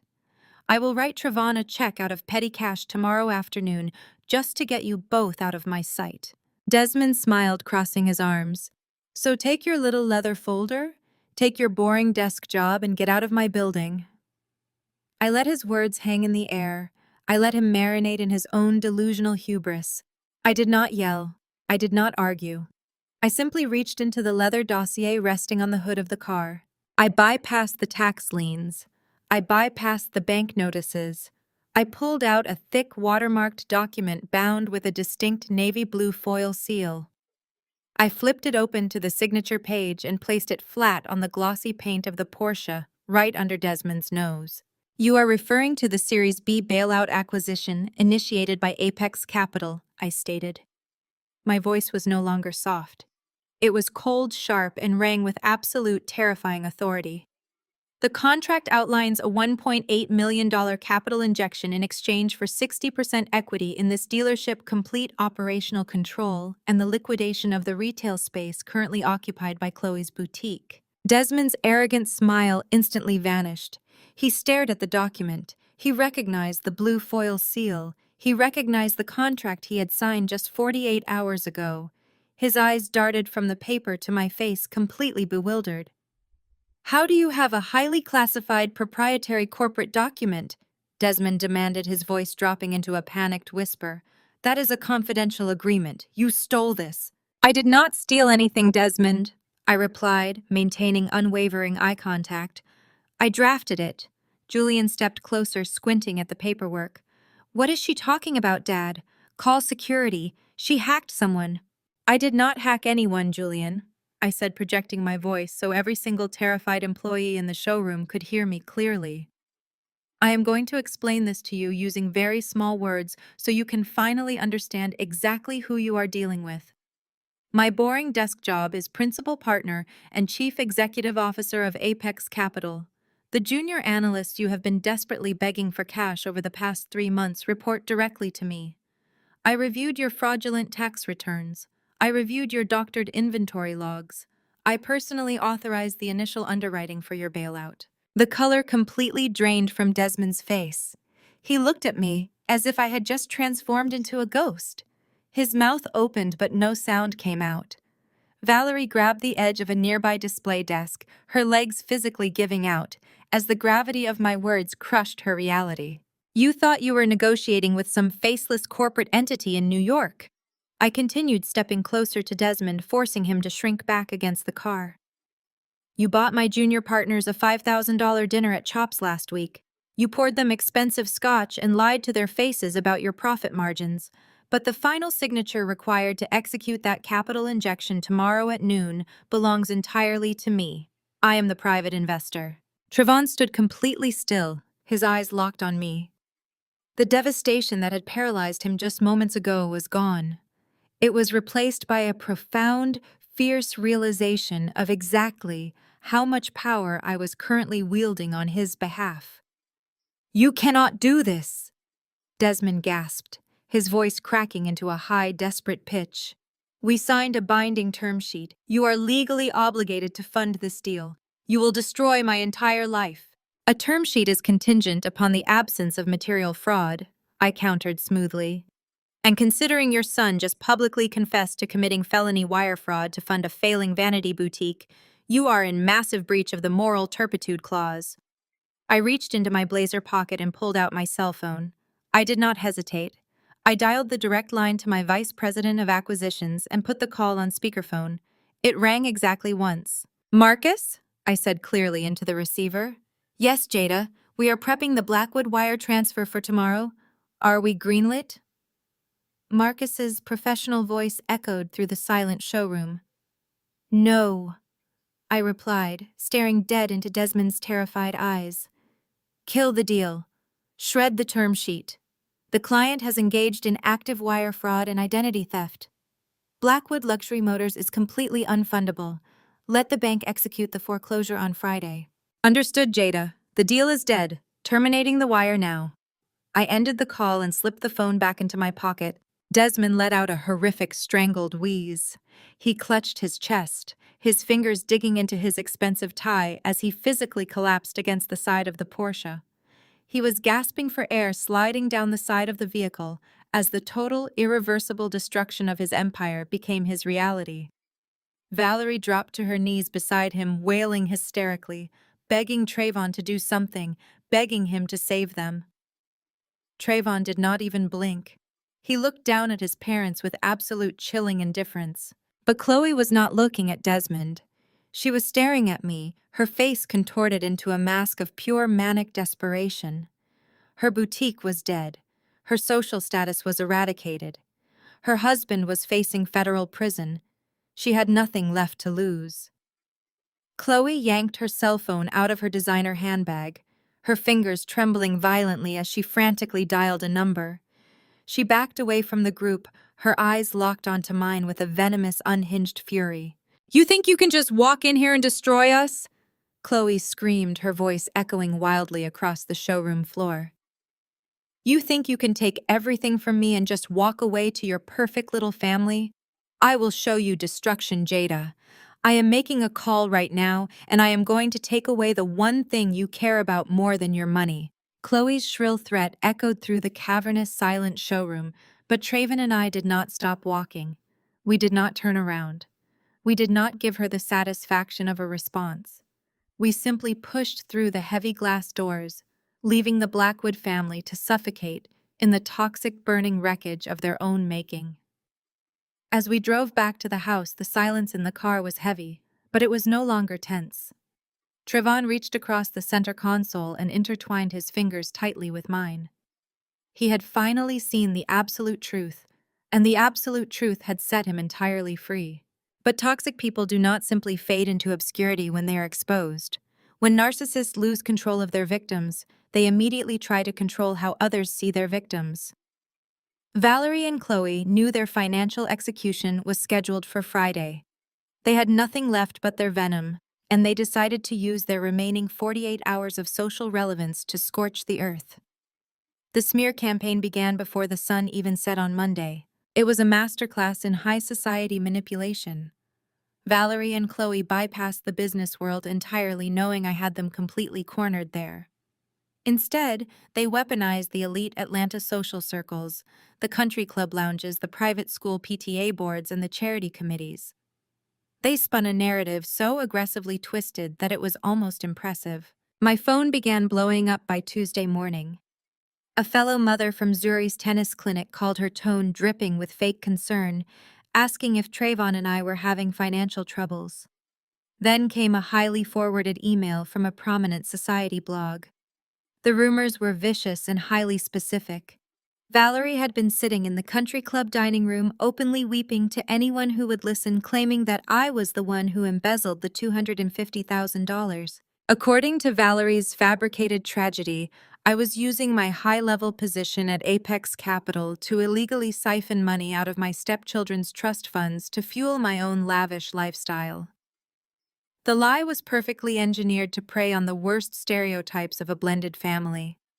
She told her wealthy friends that Desmond, acting as the protective, heroic grandfather, had merely moved the money into his dealership account to hide it from me and keep the twins' future safe.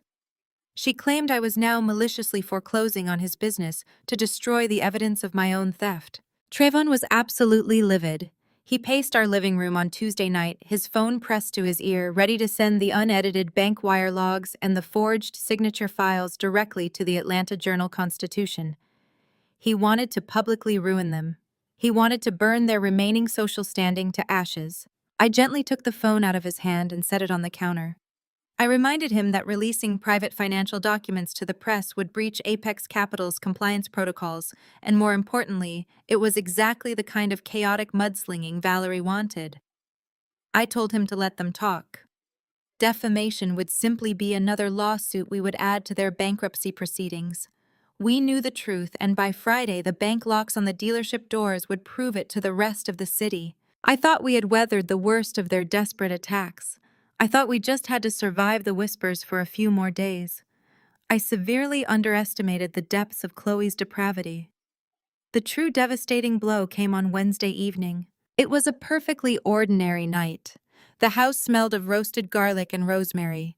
Trevin was at the kitchen island helping Keisha with her advanced math worksheet. I was sitting on the living room rug with Zuri and Malik building a massive, overly complicated Lego spaceship.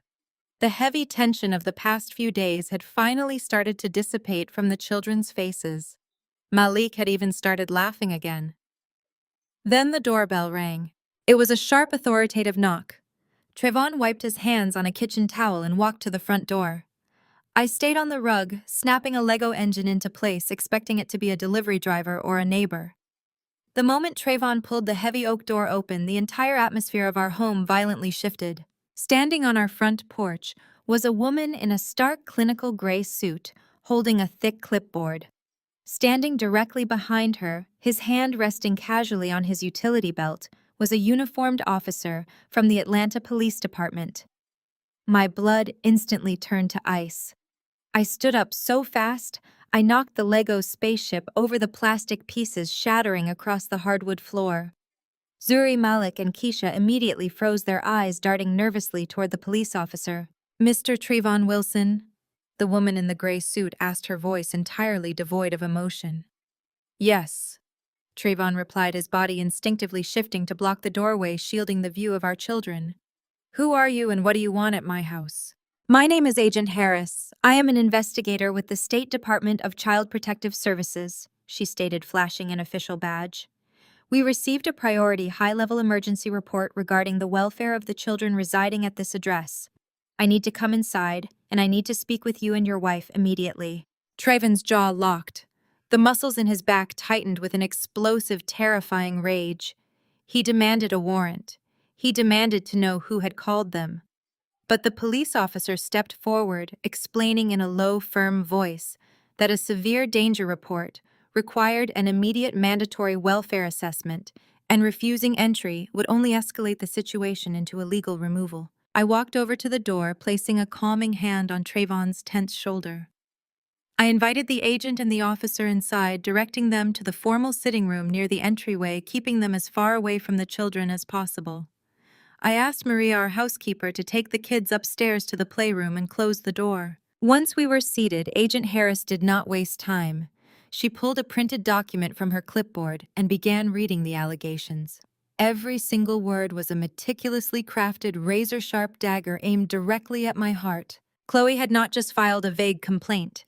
She had constructed a horrific, deeply calculated narrative designed to trigger an emergency response. The report claimed that Zuri, whom the caller explicitly labeled as a deeply disturbed adopted child, was exhibiting extreme, unchecked violence toward Malik and Keisha. The report alleged that Zuri was physically attacking the twins on a daily basis, but Chloe did not stop there. The report went on to claim that Trayvon and I were actively neglecting the twins, locking Malik and Keisha in their bedrooms without food to protect Zuri from consequences. The caller stated that I was violently hostile toward my stepchildren, entirely focused on my biological daughter, and that the 10-year-old twins were in immediate life-threatening danger under my care. It was the most evil, putrid fiction I had ever heard in my entire life. Chloe had weaponized my adoption of Zuri. She had weaponized the delicate dynamic of a blended family. She knew she could not touch my bank accounts, so she decided to send the state to rip my children out of my home. Trayvon was shaking with a fury so profound I thought he might physically tear the sitting room apart. He demanded the agent look at us, look at our home, look at the obvious lies.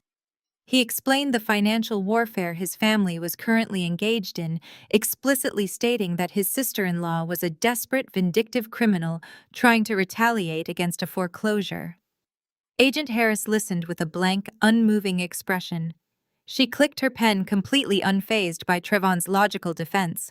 "Mr. Wilson, I understand that you are claiming this is a retaliatory report," Agent Harris said, her tone clinical and cold. "However, the law requires us to treat every physical danger allegation with absolute severity. I cannot dismiss this report based on your word. I am required by state mandate to visually assess the living conditions." She paused, looking directly at me, her eyes narrowing slightly. "And I am required to interview all 3 children, individually, in a private room without either of you present." My heart completely stopped. The air vanished from my lungs. I thought about Malik. I thought about the terrified, fragile boy who had stood in my office just hours ago crying because his grandmother had successfully manipulated him into believing I was bankrupting his father. Valerie had already planted seeds of doubt and fear in his mind. He was confused. He was 10 years old. He had just witnessed his family completely fracture. If a cold clinical state agent took my traumatized stepson into a closed room and started asking him leading aggressive questions about feeling safe, feeling loved, or feeling replaced by Zuri, there was absolutely no telling how his confused mind would interpret the interrogation.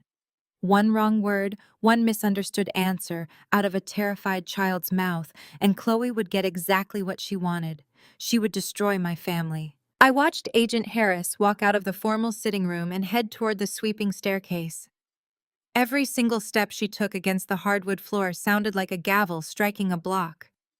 Trayvon stood by the window, his jaw clenched so tightly a muscle twitched near his temple. He looked like a man preparing to go to war, entirely powerless to stop the invasion happening inside his own home. We waited in agonizing silence.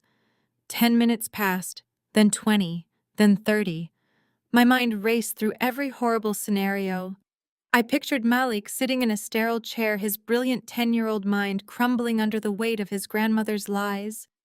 I imagined Keisha crying, confused by the sudden interrogation. I pictured Zuri, my sweet, resilient girl, feeling like she was a burden to the only real family she had ever known. When 45 minutes had elapsed, the heavy wooden doors at the top of the stairs finally opened.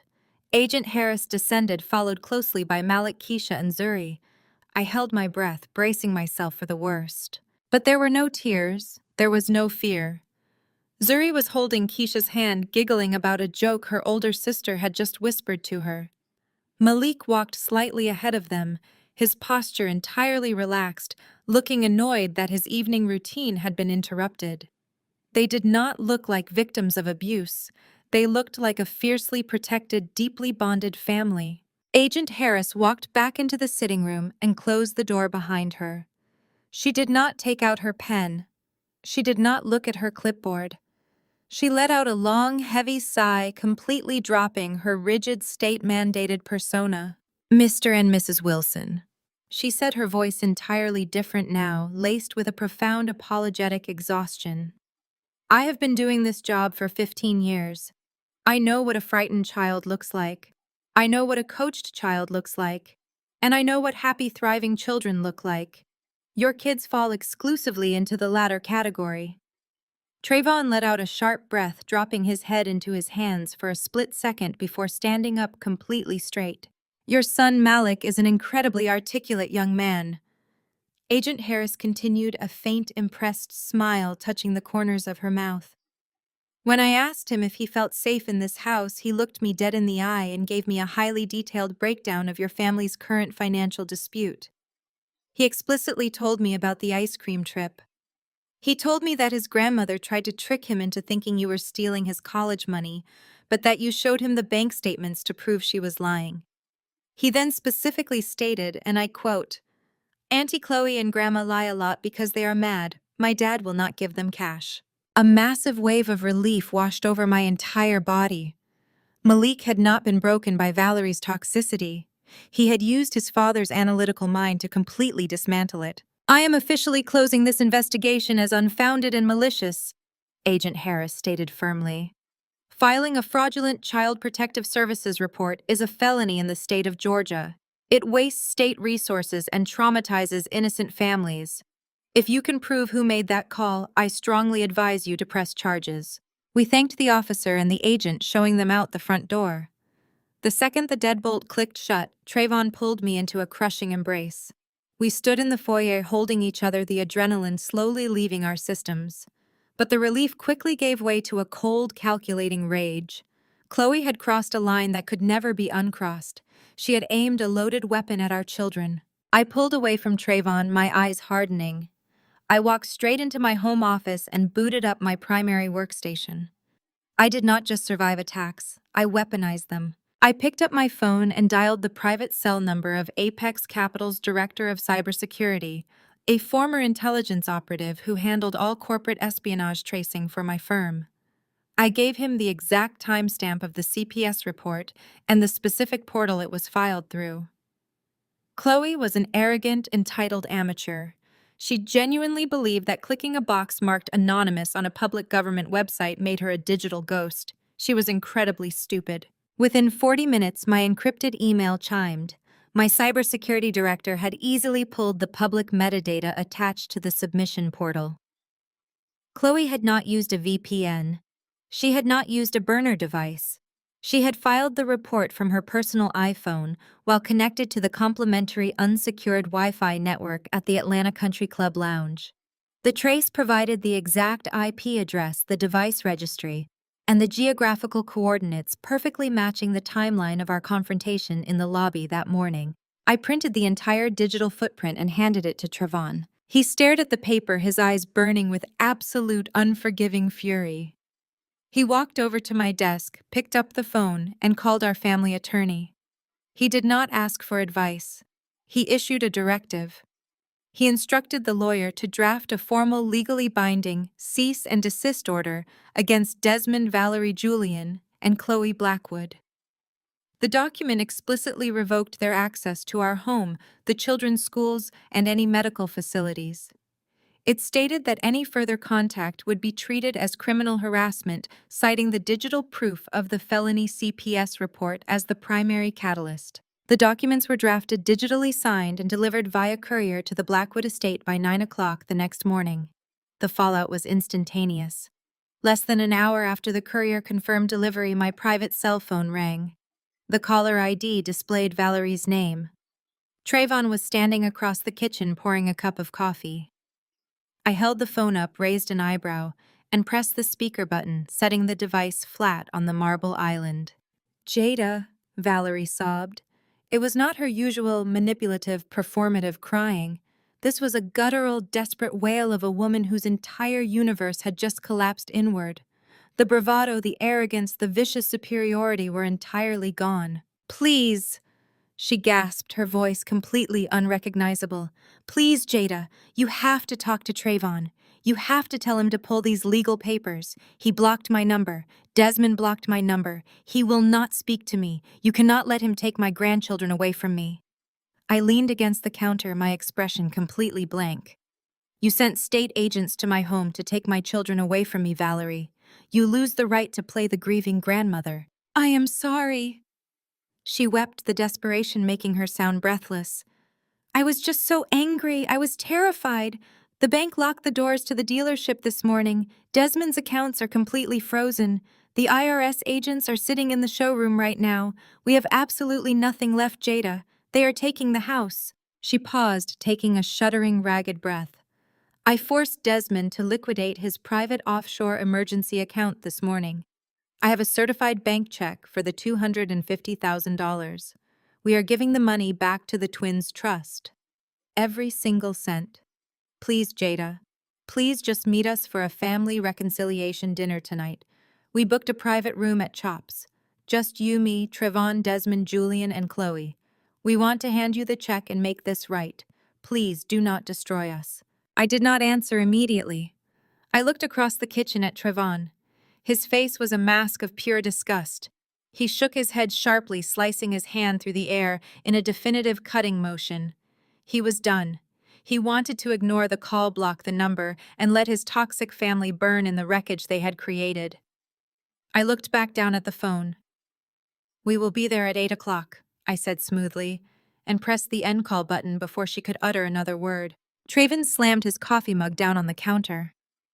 "Are you out of your mind?" he demanded, his voice rising in disbelief. "We are not going to a reconciliation dinner with those people. I do not care if they have a check. I am never sitting across a table from them again." I picked up my phone, my face completely calm. I walked over to him, placing my hand flat against his chest. "Go upstairs and put on your custom Tom Ford suit," I instructed, my tone leaving absolutely no room for debate. I turned and walked toward the hallway, slipping my heavy gold Rolex over my wrist and snapping the clasp shut. "We aren't going there to reconcile," I told my husband, looking over my shoulder with a cold, absolute certainty. "We're going there to collect. And to end this." The heavy mahogany doors of the private dining room at Chop's Lobster Bar swung open, held by a perfectly silent maitre d'. Trayvon and I walked into the dimly lit, opulent space. The air was thick with the scent of aged leather, seared prime steak, and the overwhelming, suffocating stench of desperation, disguised as high society elegance. Valerie, Desmond, Julian, and Chloe were already seated around the massive circular oak table. They were dressed to the nines, performing a sickeningly sweet facade, as if the past 72 hours of felony fraud, public humiliation, and weaponized state investigations had never occurred. Valerie wore a pristine white Chanel dress, her signature pearls resting against her collarbone. Desmond was in a tailored navy suit, forcing a jovial, completely hollow smile onto his face as we entered. Julian and Chloe sat rigidly beside them, their postures unnaturally stiff, vibrating with a frantic, concealed panic. They had meticulously orchestrated this entire evening to simulate the perfect, untouchable family dynamic they so desperately craved. The table was adorned with crystal water glasses, heavy silver cutlery, and low-burning candles that cast flickering shadows against the dark wood-paneled walls. "Trayvon, Jada, darling, please sit," Valerie cooed, her voice dripping with an artificial warmth that made my skin crawl. She gestured gracefully toward the two empty leather chairs directly across from her. Desmond nodded enthusiastically, picking up a crystal decanter. We took the liberty of ordering ahead. I remembered you have a profound appreciation for the Opus 1 Cabernet Jada. They brought up a bottle from the reserve cellar just for us. Tonight is about healing. Tonight is about putting petty misunderstandings behind us and moving forward as the strong, united Blackwood family we have always been. I did not touch the wine glass he pushed toward me. I did not return Valerie's smile. I simply sat perfectly still, the cool metal of my Rolex resting against the edge of the table, letting the suffocating silence of the room stretch out until it became physically agonizing for them to endure. Valerie's fake smile twitched.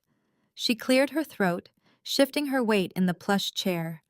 She reached into her expensive designer handbag and pulled out a crisp white envelope. She placed her manicured fingers on top of it and slowly, deliberately slid it across the polished oak table until it rested directly in front of Trayvon. "We understand that emotions have run high," Valerie began, her tone taking on the gentle, condescending cadence of a mother speaking to an unruly toddler. "Your father and I had a very long, very emotional conversation. We realized that borrowing the funds from the twins' accounts without formal written notice was an oversight. We were only trying to protect the family ecosystem, but we want to make it right. We want to heal the breach." Trayvon stared down at the envelope. He did not touch it. He looked up at his mother, his expression carved from absolute ice. "What is this?" "It is a certified cashier's check," Valerie announced proudly, puffing out her chest, as if she had just solved world hunger. "It is for $50,000. We liquidated a minor asset to ensure we could hand this to you tonight." Julian leaned forward, attempting to project the arrogant confidence that had been completely stripped from him days ago. "It is the first installment, Trev. We will set up a monthly payment plan for the remainder. You get your money back, the twins are made whole, and we all walk away from this ridiculous corporate standoff." Valerie clapped her hands together lightly, her eyes darting between Trayvon and me. "And in exchange for this incredibly generous immediate repayment, we only ask for one tiny, insignificant favor. The annual Founders Gala is this Saturday evening. The entire city will be there. The board of directors, our investors, the country club elite. Rumors have been flying, and we simply cannot allow the Blackwood name to be tarnished by idle gossip. We need you and Jada to attend the gala with us. We need you to walk the red carpet smile for the society photographers and make a very public, very undeniable show of family unity. Once the city sees us standing together, laughing together, all of this unpleasantness will simply vanish." She was entirely delusional. She honestly believed that throwing a fraction of the stolen money across a table could buy our complicity. She believed that our trauma, our children's financial security, and the psychological warfare she had waged against our home could be neatly swept under the rug to protect her standing at a country club dinner. Trayvon did not raise his voice. He did not yell.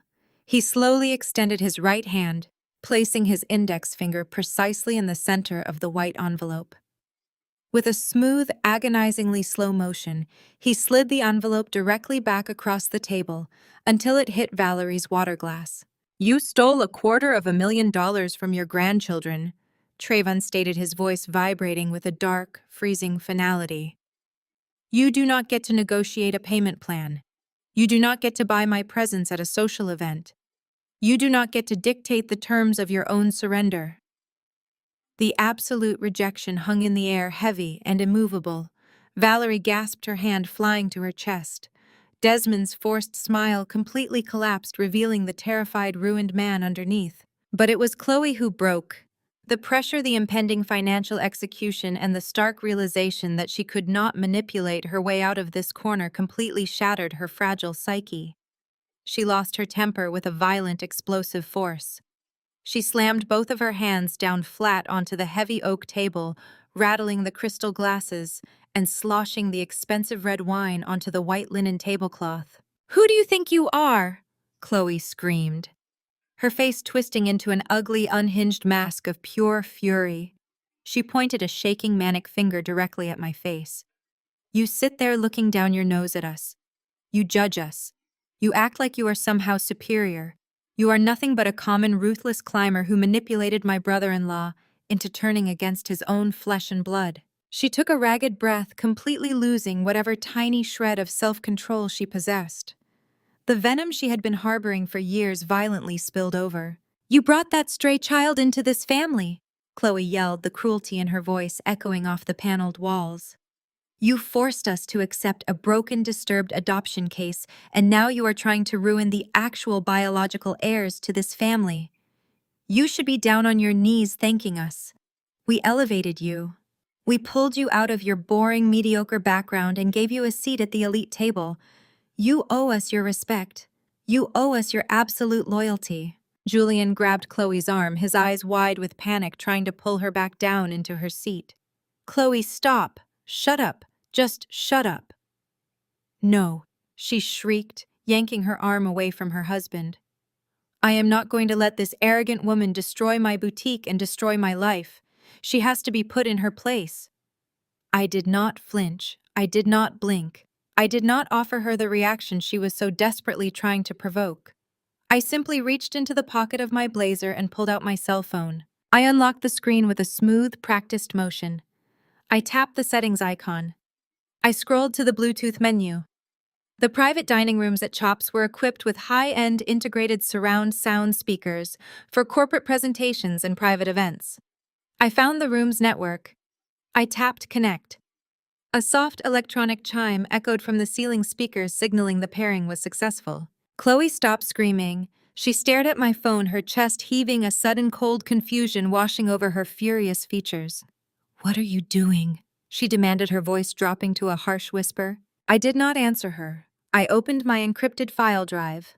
I selected an audio file that my cybersecurity director had legally obtained through the public emergency dispatch logging system, matching the exact digital footprint and timestamp of the IP address we had traced to the country club lounge. I pressed play. The audio fed directly through the overhead speakers, filling the entire private dining room with perfect, undeniable clarity. "Yes, operator, I need to report a severe life-threatening emergency," a voice echoed from above. It was slightly muffled, as if the speaker had placed a hand over the receiver, but the haughty, unmistakable cadence of Chloe Blackwood's voice was crystal clear. "I am calling about the Wilson residence. There is an adopted child there. Her name is Zuri.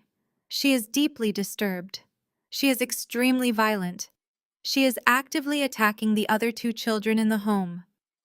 The parents, Trayvon and Jada, are locking the biological children in their rooms without food. They are neglecting them. The 10-year-old twins are in immediate physical danger. You have to send someone right now before that adopted girl hurts them." The recording clicked off, leaving behind a silence so absolute it felt like a vacuum had sucked all the oxygen out of the room. Chloe's face drained of all blood. She turned the color of ash. Her jaw dropped open, her eyes wide with a terror so profound she looked physically ill. She stopped breathing, her entire body paralyzing, as the reality of her own voice echoing back at her completely destroyed her reality. Julian leaped out of his chair as if he had been electrocuted. His knee caught the edge of the heavy oak table, violently knocking over his crystal wine glass. The deep red liquid spilled across the white linen, dripping steadily onto the hardwood floor like fresh blood. He stumbled backward, his hands gripping his hair in absolute horror. Valerie sat frozen, her mouth open in a silent scream. Desmond buried his face in his hands, completely broken. "You thought you were a digital ghost, Chloe," I stated calmly, my voice cutting through the silence like a scalpel. "You thought clicking an anonymous box on a state portal shielded you from the consequences of aiming a weapon at my children. You filed that report from your personal cell phone while connected to the open Wi-Fi network at the Atlanta Country Club. My firm traced the IP, secured the device registry, and pulled the corresponding dispatch audio log. I placed my phone face down on the table, folding my hands neatly in front of me. My corporate attorney and the lead investigator for the Atlanta Police Department already have the complete, unedited digital file. I informed her, letting the absolute weight of her actions crush her completely. Filing a false malicious Child Protective Services report is a felony in the state of Georgia. It is not a fine. It is not a slap on the wrist. It carries mandatory real prison time. Julian's legs gave out. He collapsed back into his chair, his arrogant facade completely annihilated. He looked across the table at his brother, tears welling in his eyes. The tough, entitled heir to the Blackwood Empire was entirely gone, replaced by a pathetic, terrified man who was watching his entire life vaporize. "Trayvon, please!" Julian begged, his voice cracking into a pathetic, high-pitched sob. "Please, man. You cannot let them arrest her. You cannot send my wife to prison. We will lose everything. The boutique is already gone. Dad's dealership is foreclosing on Friday. If Chloe goes to jail, my life is completely over.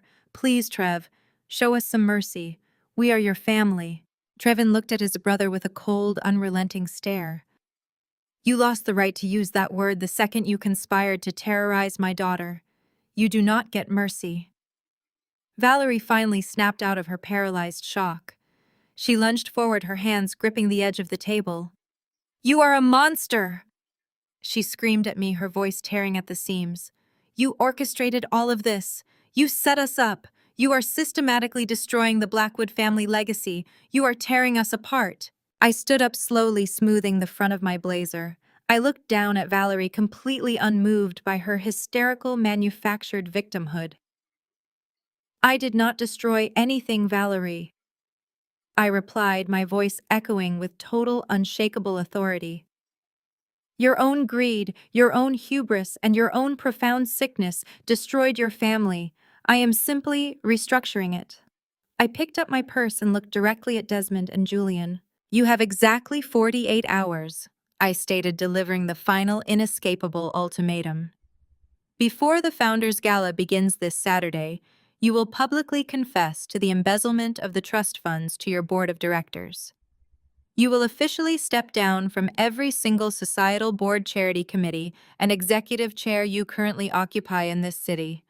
You will surrender every remaining asset to satisfy the debt you owe my children." I paused, making sure they understood the absolute severity of my words. "If you do not comply, if you attempt to hide, or if you ever breathe a single word about my family again, I will not hesitate. I will hand the unedited felony recordings to the district attorney, and I will personally walk the IRS investigators through your offshore accounts. You will not just be ruined, you will be incarcerated."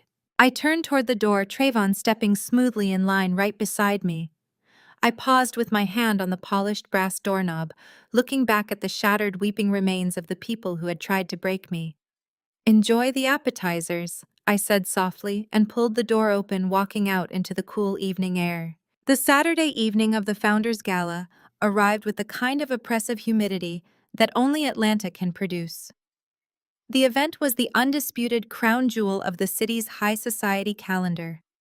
The ballroom of the St. Regis was an absolute spectacle of generational wealth, dripping in cascading white orchids, Waterford crystal, and rivers of vintage champagne. Every major political figure, real estate tycoon, and socialite in the state was in attendance, wearing six-figure diamonds and trading whispered secrets over plates of caviar. Valerie and Desmond arrived exactly 45 minutes late, perfectly orchestrating their entrance to ensure maximum visibility. They swept down the grand staircase like descending royalty. Valerie wore a custom emerald green gown that swept the floor, her face painted with a sickeningly triumphant smile. Desmond walked beside her in a bespoke velvet tuxedo, his posture radiating an arrogant, untouchable confidence. Julian and Chloe flanked them, performing the roles of the dutiful, glamorous heirs to absolute perfection. They were bluffing. It was a spectacular, desperate, utterly unhinged bluff. Despite my explicit 48-hour ultimatum, Desmond and Valerie genuinely believed they had outsmarted me. In their deeply narcissistic minds, they had calculated that I would never dare cause a public scandal in a room filled with the most powerful figures in the South. They assumed the unwritten rules of elite society, the mandate to protect the family image at all costs, would force Trayvon and me into silent compliance. They thought if they just ignored the threat and smiled brightly enough for the society photographers, the sheer force of their manufactured reality would make their felony crimes simply disappear. They underestimated exactly how little I cared about their social circles. Trayvon and I stood quietly near the back of the ballroom, watching the Blackwood family hold court near the main bar. We did not mingle. We did not drink. We stood together, a completely unified front, waiting for the exact right moment to strike the match. At 9 o'clock sharp, the orchestral music faded. The master of ceremonies, a prominent local judge, tapped the microphone at the center of the grand stage. He delivered a glowing 10-minute introduction detailing the philanthropic achievements of the city's most distinguished business leaders. Finally, he extended his arm toward the front row. He proudly announced Desmond Blackwood as the recipient of the annual Patriarch of the Year award, citing his unwavering commitment to family values and community enrichment. The ballroom erupted into polite, wealthy applause. Desmond stood up, buttoning his velvet jacket with a look of supreme satisfaction. He kissed Valerie on the cheek, patted Julian on the shoulder, and walked up the carpeted stairs to the stage. He approached the polished acrylic podium, gazing out over the sea of 500 elite guests. He took a deep, dramatic breath, ready to spin his web of lies, ready to deliver a speech about legacy, honor, and the heavy burden of leadership. He opened his mouth to speak his very first lie. Before a single syllable could leave Desmond's lips, Trayvon stepped onto the stage. My husband did not rush. He did not look angry. He walked with a cold, terrifying, calculated precision that instantly drained the warmth from the room. He bypassed the master of ceremonies, stepped directly up to the podium, and smoothly intercepted the microphone right out of his father's hands. A murmur of confusion rippled through the massive ballroom. 500 guests lowered their champagne flutes, shifting in their seats as they tried to understand if this was a planned part of the program. Desmond stood frozen, a nervous, tight smile twitching on his face, as he tried to subtly reach for the microphone, hyzering under his breath for Trayvon to sit down. Trayvon ignored him completely. He looked out into the crowd, his eyes locking onto his mother, who was suddenly gripping the edge of her table so hard her knuckles were white. "Good evening," Trayvon's voice boomed through the massive speakers, deep and completely unwavering. "My father was just about to speak to you about the importance of the Blackwood family legacy. He was going to tell you about honor, sacrifice, and the commitment to the next generation. I decided to save him the trouble because every word he was about to say is a complete and absolute fabrication." The entire ballroom went graveyard silent. You could hear a pin drop.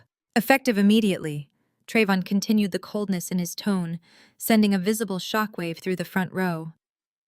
"I am officially resigning from the Blackwood Foundation, the dealership board of directors, and all affiliated holding companies.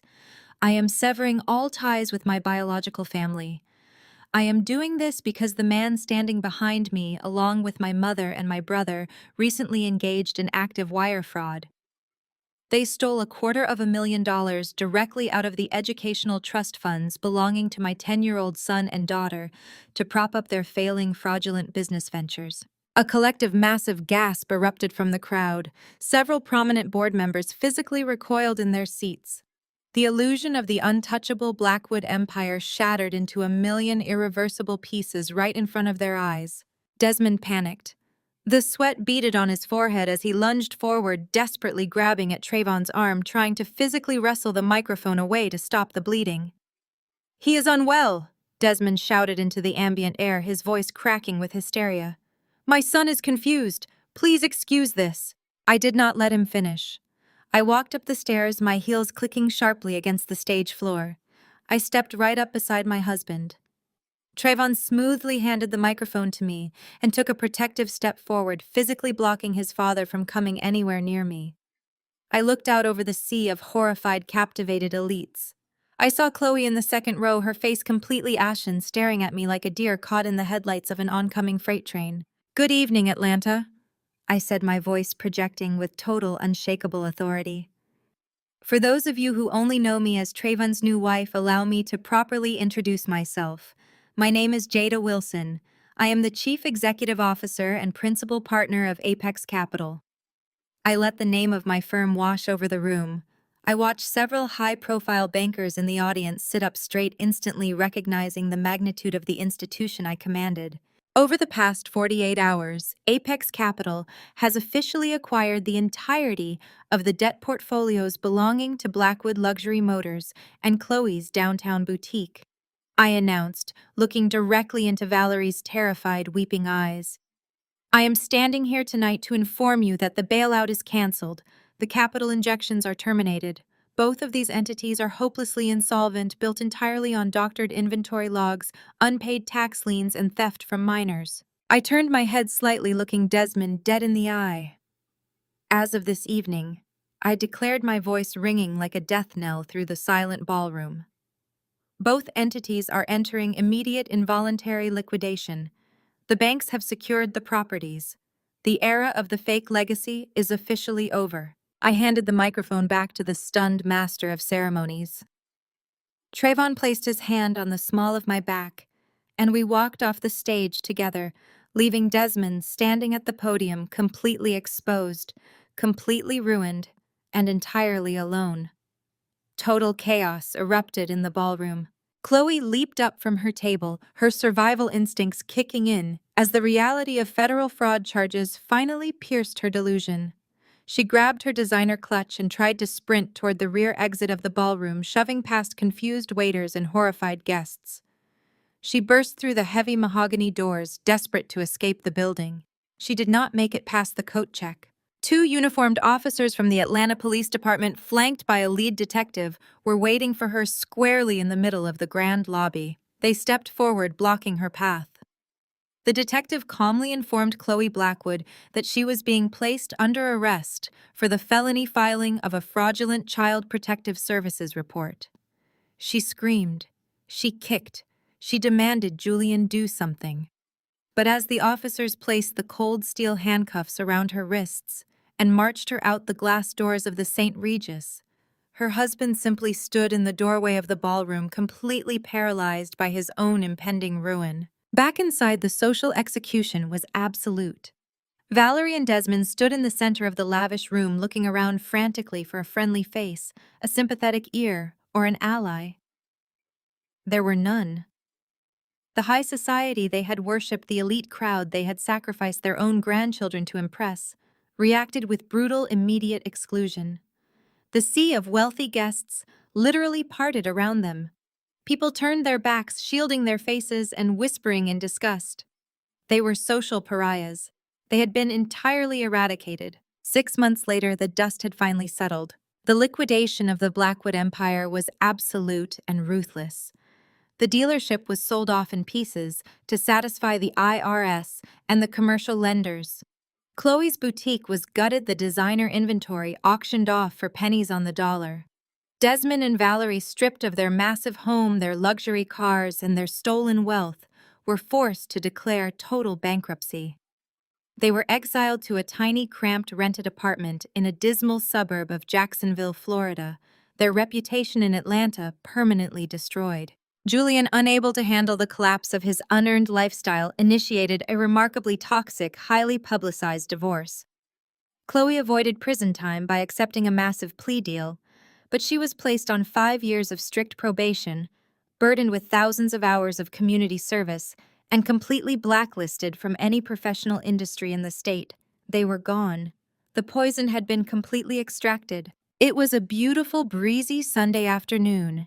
I was sitting on the expansive stone patio of our new home, a sprawling private estate tucked away in the quietest, most secure part of Buckhead. The sun was dipping low, casting a warm golden light across the manicured lawn. Trayvon was standing at the edge of the grass, tossing a football back and forth with Malik. Keisha was doing cartwheels, laughing hysterically every time she tumbled over. Zuri was running right beside her, chasing the family's new golden retriever puppy. There was no tension. There was no fear. They were just kids playing in the safety of a home that was fiercely unconditionally protected. We were a real, unbroken, entirely unified family. Trevin walked over to the patio, wiping a bead of sweat from his forehead. He sat down in the plush outdoor chair beside me, a deep, genuine smile resting on his face.